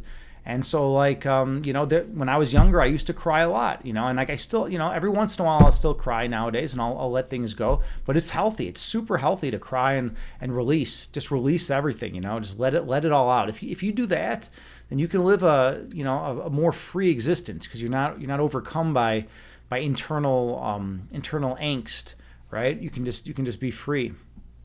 Oh yeah, you're a dude here too. Yeah, same here. Exactly, right? It's like if you like walk into you walk into a grocery store and you just start like crying. I mean, that's people are gonna give you some looks, right? People are gonna be like, dude, like why is this dude like crying?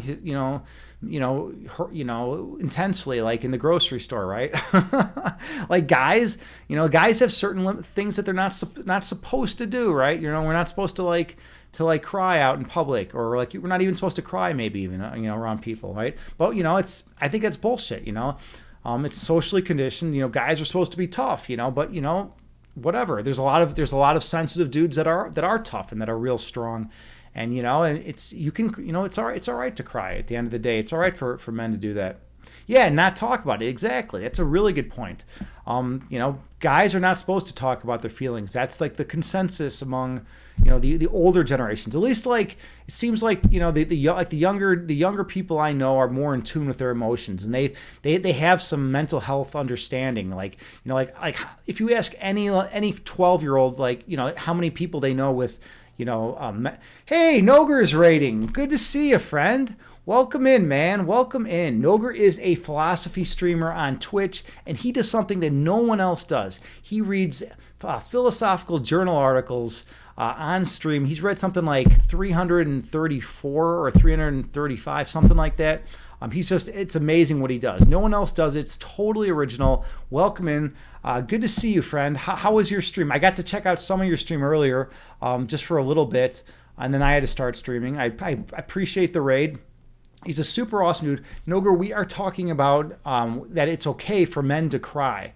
That's what we're talking about right now. We're talking about how there's like the stigma in this country, in Western society, that men are not supposed to cry, right? Men are supposed to be, we're supposed to be tough, these tough brutes, right? We're supposed to be these, emotionless warriors or whatever, going to our 9-to-5 job every day, like a robot, and coming home and and it's all supposed to be, it's supposed to be the women that are the ones that are emotional, and men are supposed to not show emotions.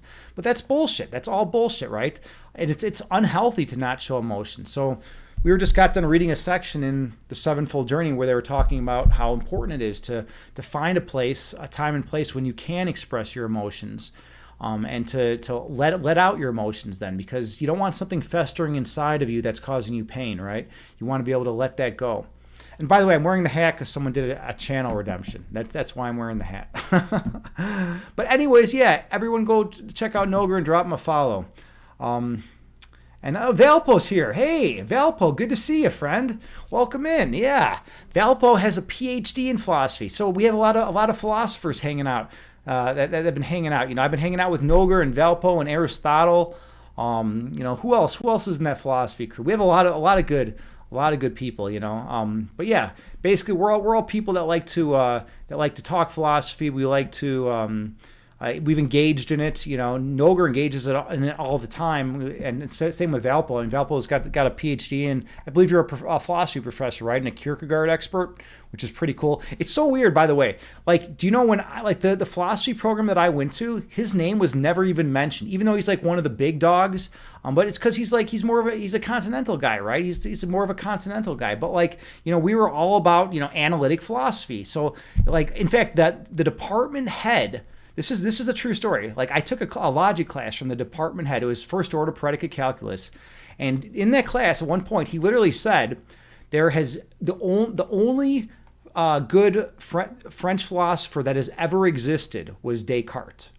Think about that. He said no. He discounts all other French philosophers. So like think about all the French existentialists and all those people, like all the amazing French existentialists that made such a profound impact on society. He says they're garbage. He basically, in his world, they don't even exist. They're not even in the discussion to him. It's like that's crazy, right? To think that you know, a whole section of major philosophy that has changed a lot doesn't even exist in his world. But that was the curriculum. You know, there was no continental philosophy whatsoever that we did. I guess the closest that experience to continental philosophy that I had in grad school was a class on Plato. I mean, you know, and Plato's just Plato. You know, at the end of the day. But yeah, there was no continental done whatsoever. Let's see. Noger, you say, yikes, maybe that guy was bitter about some French expert. No, but that was a general vibe. Seriously, it wasn't just the department head. There were a lot of, like, most of the philosophers in my department were like, continental philosophy was not even a thing. It was just like this weird, it was a bunch of people. They considered it as a group of people that were very confused. That's basically how they looked at it. They're like, oh, continental philosophers, yeah, those people that don't know what they're talking about. Like that's literally like how it was, you know. So yeah, it's interesting. Okay, the camera just got a little blurry. I think it's because of the hat. I gotta take off the hat a little bit and fix the camera. Let's see if we can do this in one swoop. Usually takes me a couple swoops to do it. All right, but yeah. So, anyways, that's my upbringing in philosophy. But so then after grad school, then I had to go through and I had to do all the continental research on my own. So I started reading, you know, all the continental stuff on my own, and that was pretty cool. There we go. I'm in focus. I'm back in focus. Good. I get to see my pretty face now again, right? So that makes me happy. I know everyone else is disappointed, but like it makes me happy. Yeah. So. Valpo, you say, yeah, the analytic versus continental wars are frustrating. I mean, and you know, usually it's you get some kind of mixture, right? But my school was strictly analytic. It was continental philosophers, they were not even a thing. They were not even a thing to in my program, right? But you know, I would have loved to take a class on existentialism or a class on, you know, on any of that stuff. But I mean, what did we have? Do we have anything? I mean, like we didn't even there was like nothing like that. So but yeah. Anyways, that's just how it is, right? Okay, what I miss in chat? We were talking about emotions. We were talking about letting your emotions go and not being afraid to cry, because that's super important, right? We gotta, you know, we don't want to keep things bottled up. Noger, you say, thankfully you had a bit of continental. There was a good Heidegger and Hegel scholar. Yeah, the names Heidegger and Hegel were mentioned a total of 0 times throughout my entire master's program. 0. There was no. It's like Heidegger didn't even exist, and same with Hegel. Actually, no, I take that back. One guy brought up Hegel in a philosophy of mind class, and the teacher. Here was the teacher's response. He walked up to the student and he did this. No. We're not talking about that. We're not talking about that. We're not talking about that. He put his fucking hand in the student's face and just said, no. We're not talking about that. We're not talking about that. We're not talking about that. And then he walked right back up to the podium. Yeah, that's how it was treated. That's how it was treated. Like, seriously, it was like the plague. It was literally like the plague. If you were like, into continental philosophy, you were diseased. You were considered diseased in my program. Let's see, Valpo, you say a Hegel had to exist so that we could eventually get McTaggart. Yeah, I mean, I don't know. I don't know, to be honest. I just know that, like, in the program he didn't exist. Oh God. Okay, I think we're ready for the next segment. Let's do a 3-minute puzzle rush. I want to jump into a quick puzzle rush because I want to load up on a little bit of puzzle rush. Those of you who don't know, I'm a chess instructor IRL, and Puzzle Rush is a great game on chess.com. You solve as many chess puzzles as you can in 3 minutes. It's a strictly, chess is like the pure logic game, right? It's a perfect game for an analytic philosopher to play. So, all right, here we go. Wish me luck. I'm usually happy if I can get in the 20s. Take the rook. Checkmate. I guess just, no, that's not right. Yeah. Sack the queen. I almost botched that. All right. I got to be careful here. What do we got here? Why am I not seeing this one? Oh, just like that. All right. Just like that. Okay, checkmate. Mate. Mate. Mate. Wait. Oh, black to move. That's very different. Okay. Oh, I think that, and then we just push up, right? And then attack the rook. Yep. Okay. Here, what do we got? What do we got going? Oh, take the queen. Okay. Got to run this way. Now I got to run over here. That was a lot of running. They made me run around a lot there. Sack the queen for mate. Check. Bam. Mate. Check. Sack the queen. Mate. Mate. Mate. No! Mate and... Hold on a second. Ah. There we go. Sneaky. Everything's getting sneaky these days. All right. What's the deal here? Oh, no, can't take there. I think pick the queen. No. Why am I not seeing this one? Something's wrong here. I'm not seeing this one. Yeah, I can't waste too much time on that. Can't waste too much time. You only get 3 minutes total. And now this one's going to give me some trouble too.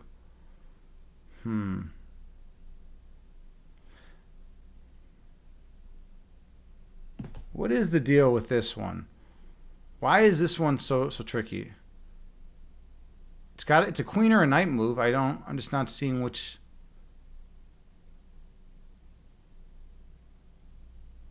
I'm not seeing it. We're just going to have to run with it.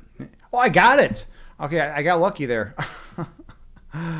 Okay, I guess this, that, and then we have this. All right. Fork. I'll take it. Take it. Free knight. All right. Believe this is it. Oh, no. That was not it. Okay, come on. Come on. Get it together here. Get it together. What am I missing here?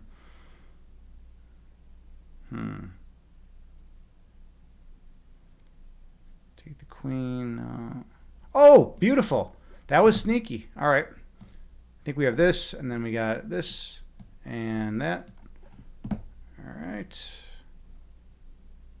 All right, 21. 21's a reasonable score. I'll take it. I'll take 21. That's definitely like a reasonable score. It's not great, but when I'm streaming, I never do as well as when I'm not streaming.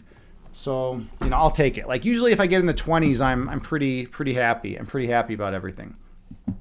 Let's see. Noger, you say you'll be back in a bit. All right, cool. Well, hey, thanks for the raid again, and thanks for coming by. Valpo, you say your MA program was the opposite of that, almost 100% content. Wow. Valpo, may I ask, are you in the U.S. or where are you? Are you in Europe? Are you in the U.S.? Are you in England? Where are you from? Like what part of you don't need to say like the actual city or anything, but like what like geographic region are you from? Terror Time, you say, I see you next, my lovely Agni. Well, Terror Time, it was so great of you stopping by. It's always a pleasure when you're here. It brings joy to my soul when I have the honor of spending time with you, Terror Time. So thank you for coming in. And I'm going to try to catch one of your streams. You said you streamed last Friday. I wasn't available, but hopefully I'll be able to catch one of your streams again sometime soon. It means a lot to me. So, and your emote game is always on point. You're the emote queen. Okay, so Valpo, you say you're in the U.S., Texas currently, but your MA was not. Yeah, I mean, there are some schools like in Chicago, DePaul. DePaul is like the one school you'd go to for continental education, but like all the other schools in Chicagoland are pretty analytic philosophy oriented. But DePaul is like the one exception to that. I don't know. I did apply to DePaul, but I didn't want to go there at the end of the day because I had a better opportunity somewhere else. All right. Okay. Let's see. Where else are we at? Every time you have to get up early tomorrow morning. Yeah. If you got to get up early, you got to get up early. That's how it goes, I'm going to get up early and do a little options trading, but the stock market's been a little wonky lately. It's been reversing. It's been going down for all this time, and then we broke through 3 months of losses. We recouped 3 months of losses in like a short period of time, and then the last few days it's been going down a little bit. So we'll see. I got to figure out how I'm going to play it tomorrow. It's all strategy. Okay, let's do let's see. I'd say a game of chess, a live game of chess, and then we'll do a Grimm's Fairy Tales, and that maybe we'll finish off at that point or something like that. So let's get a live game of chess going on. We're going to play a game on Lee Chess. So Lee Chess is cool because you can just play anonymously. So I'll play a random opponent, and let me make sure everyone can see this though. All right. Play a random. This person could be a grandmaster. They could be a complete noob. They're most likely somewhere in the middle. So we'll see. We'll see how this goes. I play D4 because I'm a D4 player. Okay, so we have this. I feel like this guy's already lost. When people do this, I feel like they're already lost. It just never seems right. Yeah, this guy doesn't know what he's doing. Basically, this guy doesn't know what he's doing. This should be a short game. So look at this. I already have my bishop and knight developed with 2 pawns in the center. Right. I'm killing him on. develop. Okay, so now he just fell for a trap. Right. So check it out. Well, actually, it doesn't quite. Yeah. Actually, yeah, it does work. It does work. So we have this. All right. So check it out. I'm hitting this pawn, and I got two pieces hitting this knight right there. Right. So he doesn't see it or doesn't care or something. So let's see. How am I going to play this?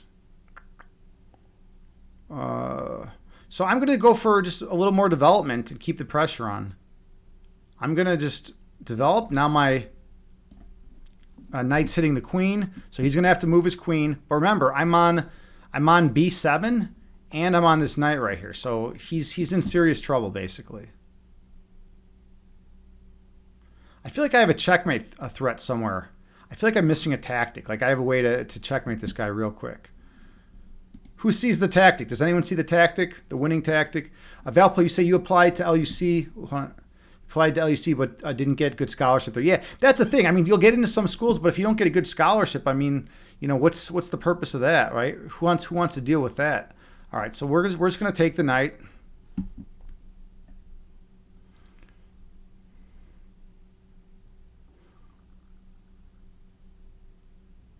If he takes my queen, I simply recapture like that. So that does nothing. So now I just won a piece, basically. He'll probably take here, then I'll play this. All right. So now look, I'm hitting the bishop. I also have ideas of bringing the bishop here for check. Knight's protecting the bishop. King will have to move over, and I'm close to checkmate threats. All right, so this guy's not doing the smooth moves. This guy is not playing smooth. He's definitely not a master. All right. He's fighting valiantly though. I'll give him that. He's definitely trying his best. Or her. But it's weird. It's like if 95% of chess players are men, like I don't know. I always end up saying like he, but it could definitely be a she. All right. I feel like I'm close to a mate. He's looking to castle queenside. Let's just throw this in first.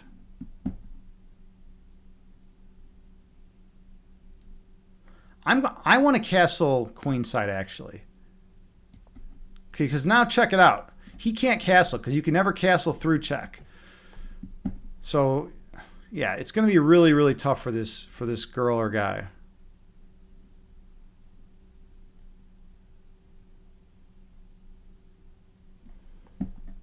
All I have to do, so notice how this is the only open file, right? So all I'm looking to do is just double up my rooks. So like this kind of stuff with the rook over, you know, or like this, you know, and rook over, and then go from there, you know.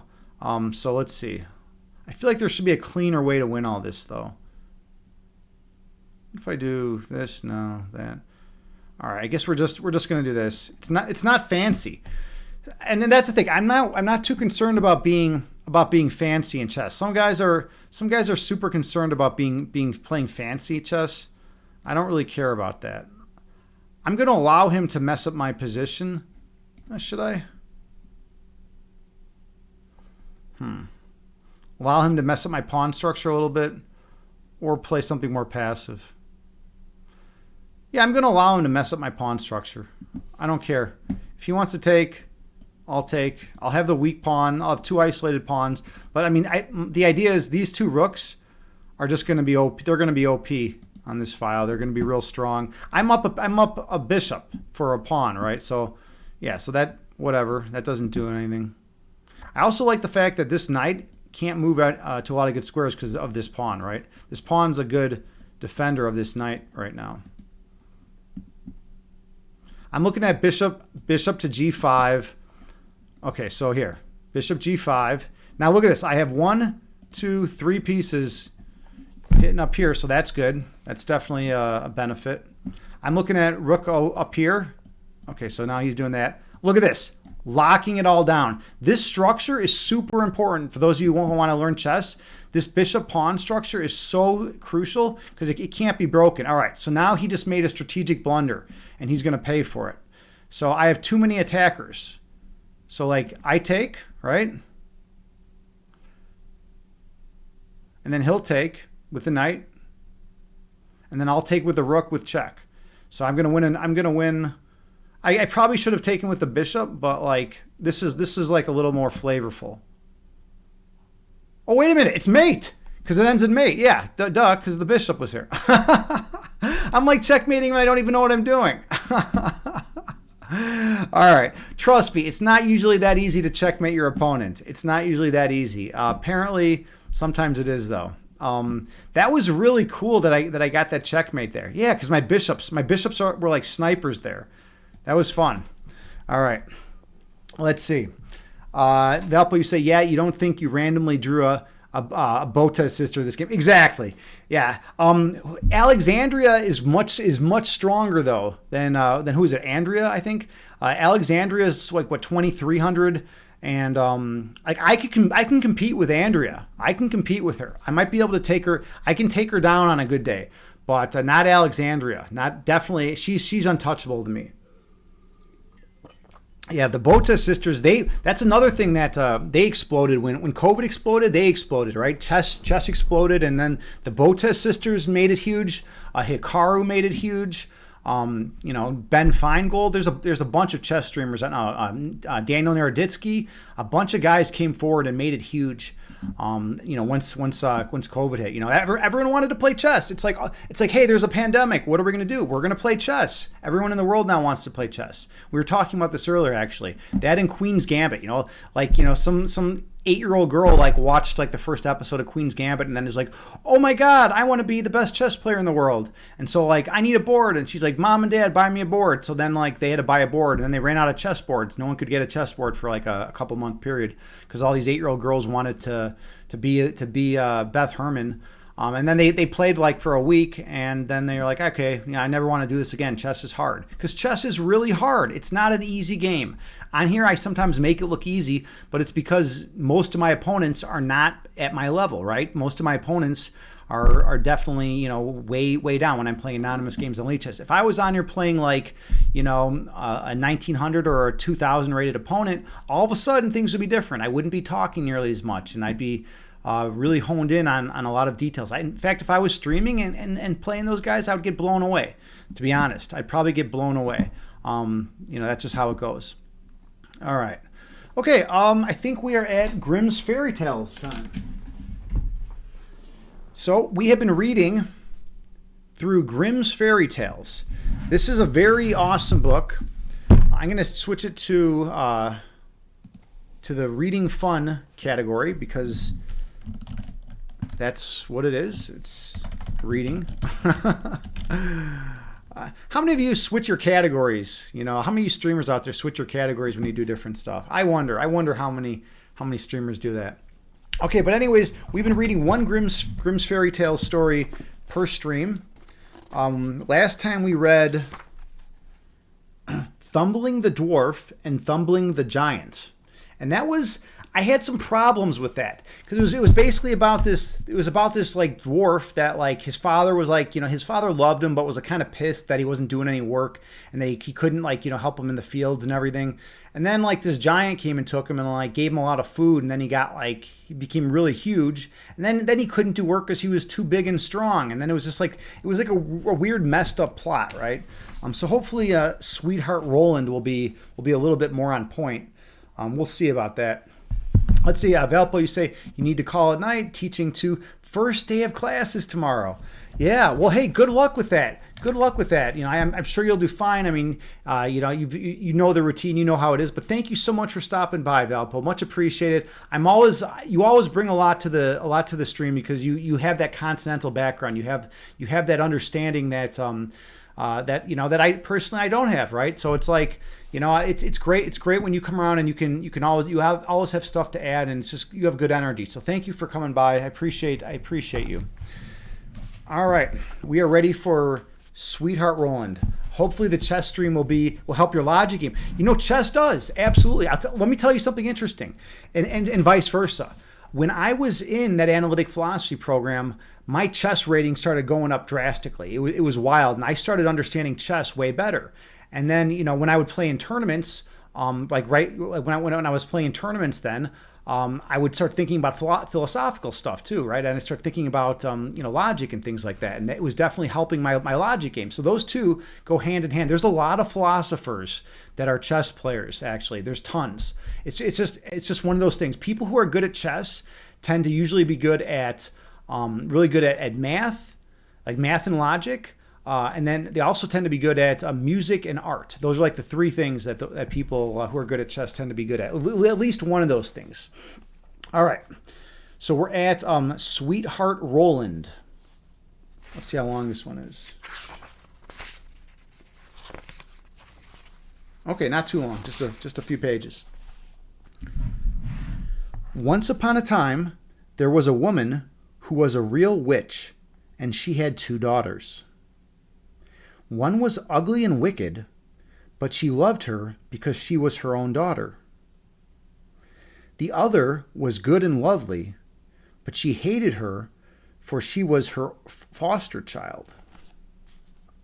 Now, this foster child had a beautiful apron, which the other daughter envied, and she said to her mother that she must and would have it. Just wait quietly, my child, said her mother. You shall have it. Tonight, when she is asleep, I will go and chop off your sister's head. Whoa! All right, this just took a turn for the worse drastically.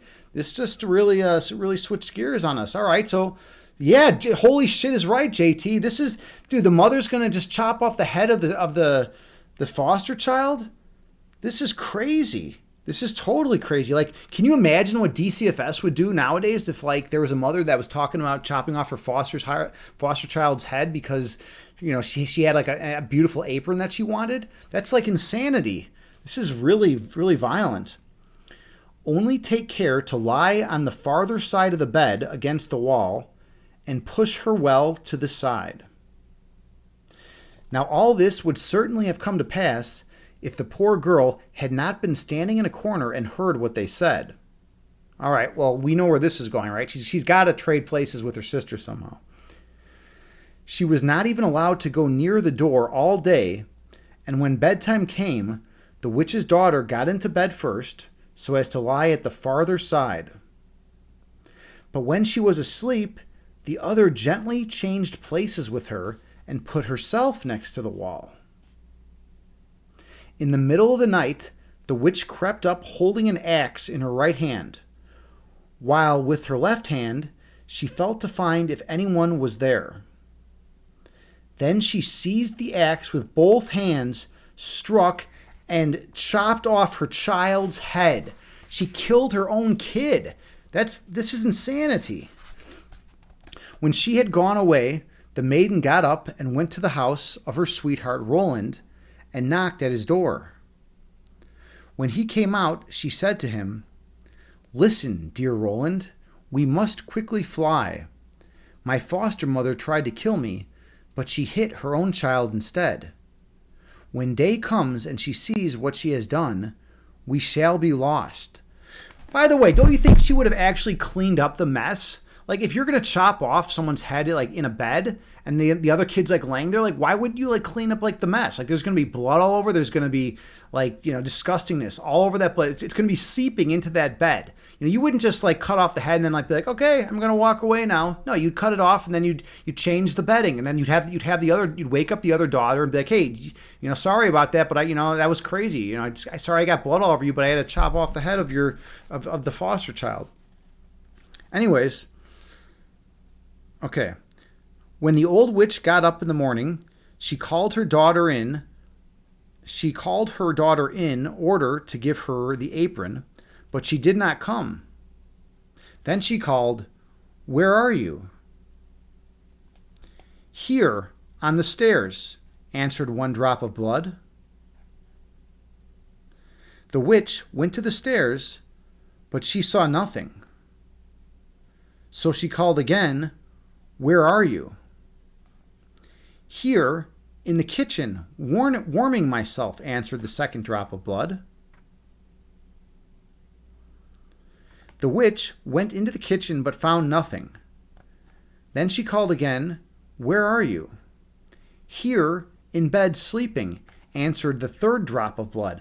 This is really, this is not family friendly. I'm sorry. I didn't realize Grimm's Fairy Tales was so intense. Chagga, you say the foster child had it coming? I don't know. I mean, she had a nice apron. She had a nice apron going, man. Like, just because someone's wearing a nice apron doesn't mean you have justification for chopping off their head. Yeah, JT, this is real horror show, right? As Alex would say in Clockwork Orange, real horror show. So she went into the bedroom, and there she found her own child, whose head she had chopped off herself. The witch flew into a violent passion and sprang out of the window. As she could see for many miles around, she soon discovered the maiden hurrying away with Roland. "That won't do you any good," she cried. "However far you may go, you won't escape me." She put on her 7-league boots, and before long she overtook them. When the maiden saw her coming with the magic wand, she changed her sweetheart into a lake and changed herself into a duck swimming in it. Well, that's pretty cool. Yeah, so the maiden's got the magic wand, and she can just do all sorts of stuff. She changed her sweetheart into a lake, so she's a duck swimming in her sweetheart. That's pretty interesting, right? Imagine if you could do that. Like, if you're married or have a significant other, and you could just, like, turn them into a turn yourself into a duck. Wait, no, change her sweetheart into a lake. Yeah, turn your sweetheart into a lake and then turn yourself into a duck. That'd be awesome. Like, what an awesome party trick. It's like, hey, I'm going to turn my wife into a lake, and then I'm going to go swim in her. Like, it's going to be awesome. The witch stood on the shore and threw breadcrumbs into the water and did everything she could think of to entice the duck ashore. But it was all to no purpose, and she was obliged to go back at night without having accomplished her object. And here's a cool picture of the witch chasing them, right? When she had gone away, the maiden and Roland resumed their own shapes, and they walked the whole night till break of day.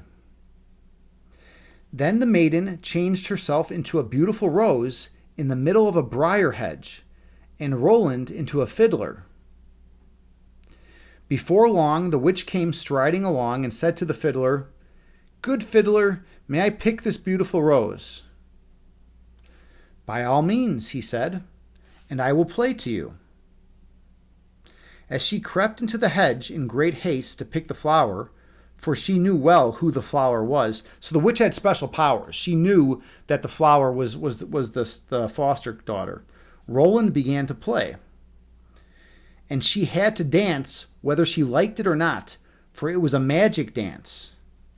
The faster he played, the higher she had to jump, and the thorns tore her clothes to ribbons and scratched her till she bled.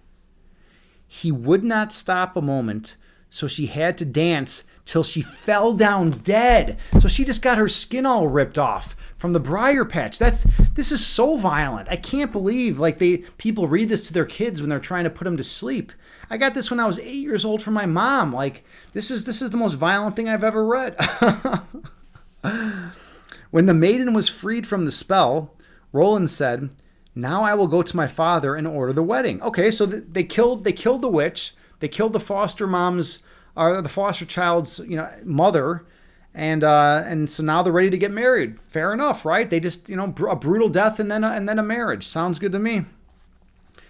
"Then I will stay here in the meantime," said the maiden, "and so that no one shall recognize me while I am waiting, I will change myself into a common red stone." So Roland went away, and the maiden stayed in the field as a stone, waiting his return. But when Roland reached home, he fell into the snares of another woman, who made him forget all about his love. Ooh, she enticed him. All right. The poor maiden waited a long, long time, but when he did not come back, she became very sad and changed herself into a flower. "Somebody at least will tread upon me," she thought. Now it so happened that a shepherd was watching his sheep in the field, and he saw the flower and picked it up because he thought it was so pretty. He took it home and put it carefully away in a chest. From that time forward, a wonderful change took place in the shepherd's hut.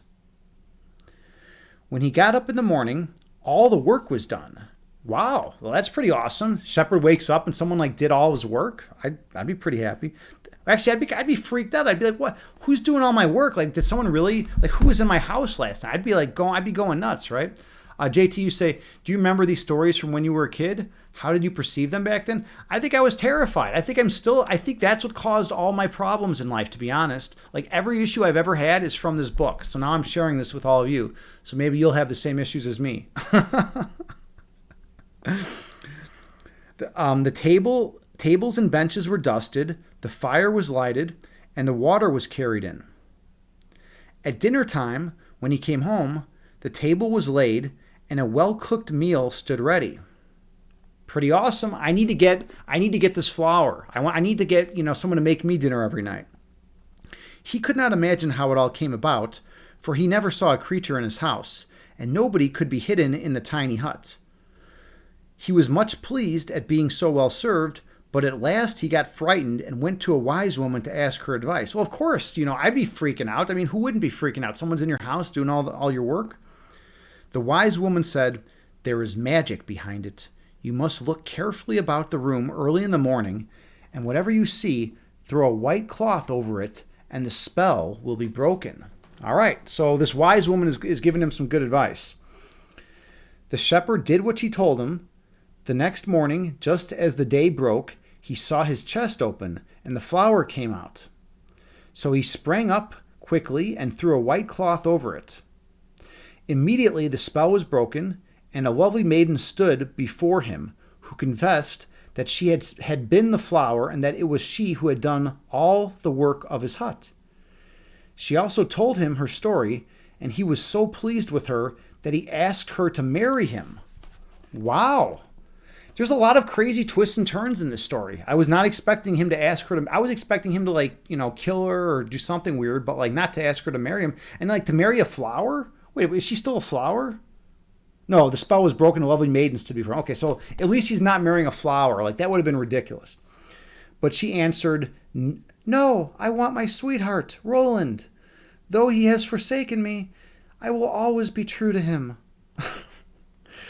She promised not to go away, however, but to go on with the housekeeping for the present. Now the time came for Roland's marriage to be celebrated. According to old custom, a proclamation was made that every maiden in the land should present herself to sing at the marriage in honor of the bridal pair. Ooh, we'll see how this plays out.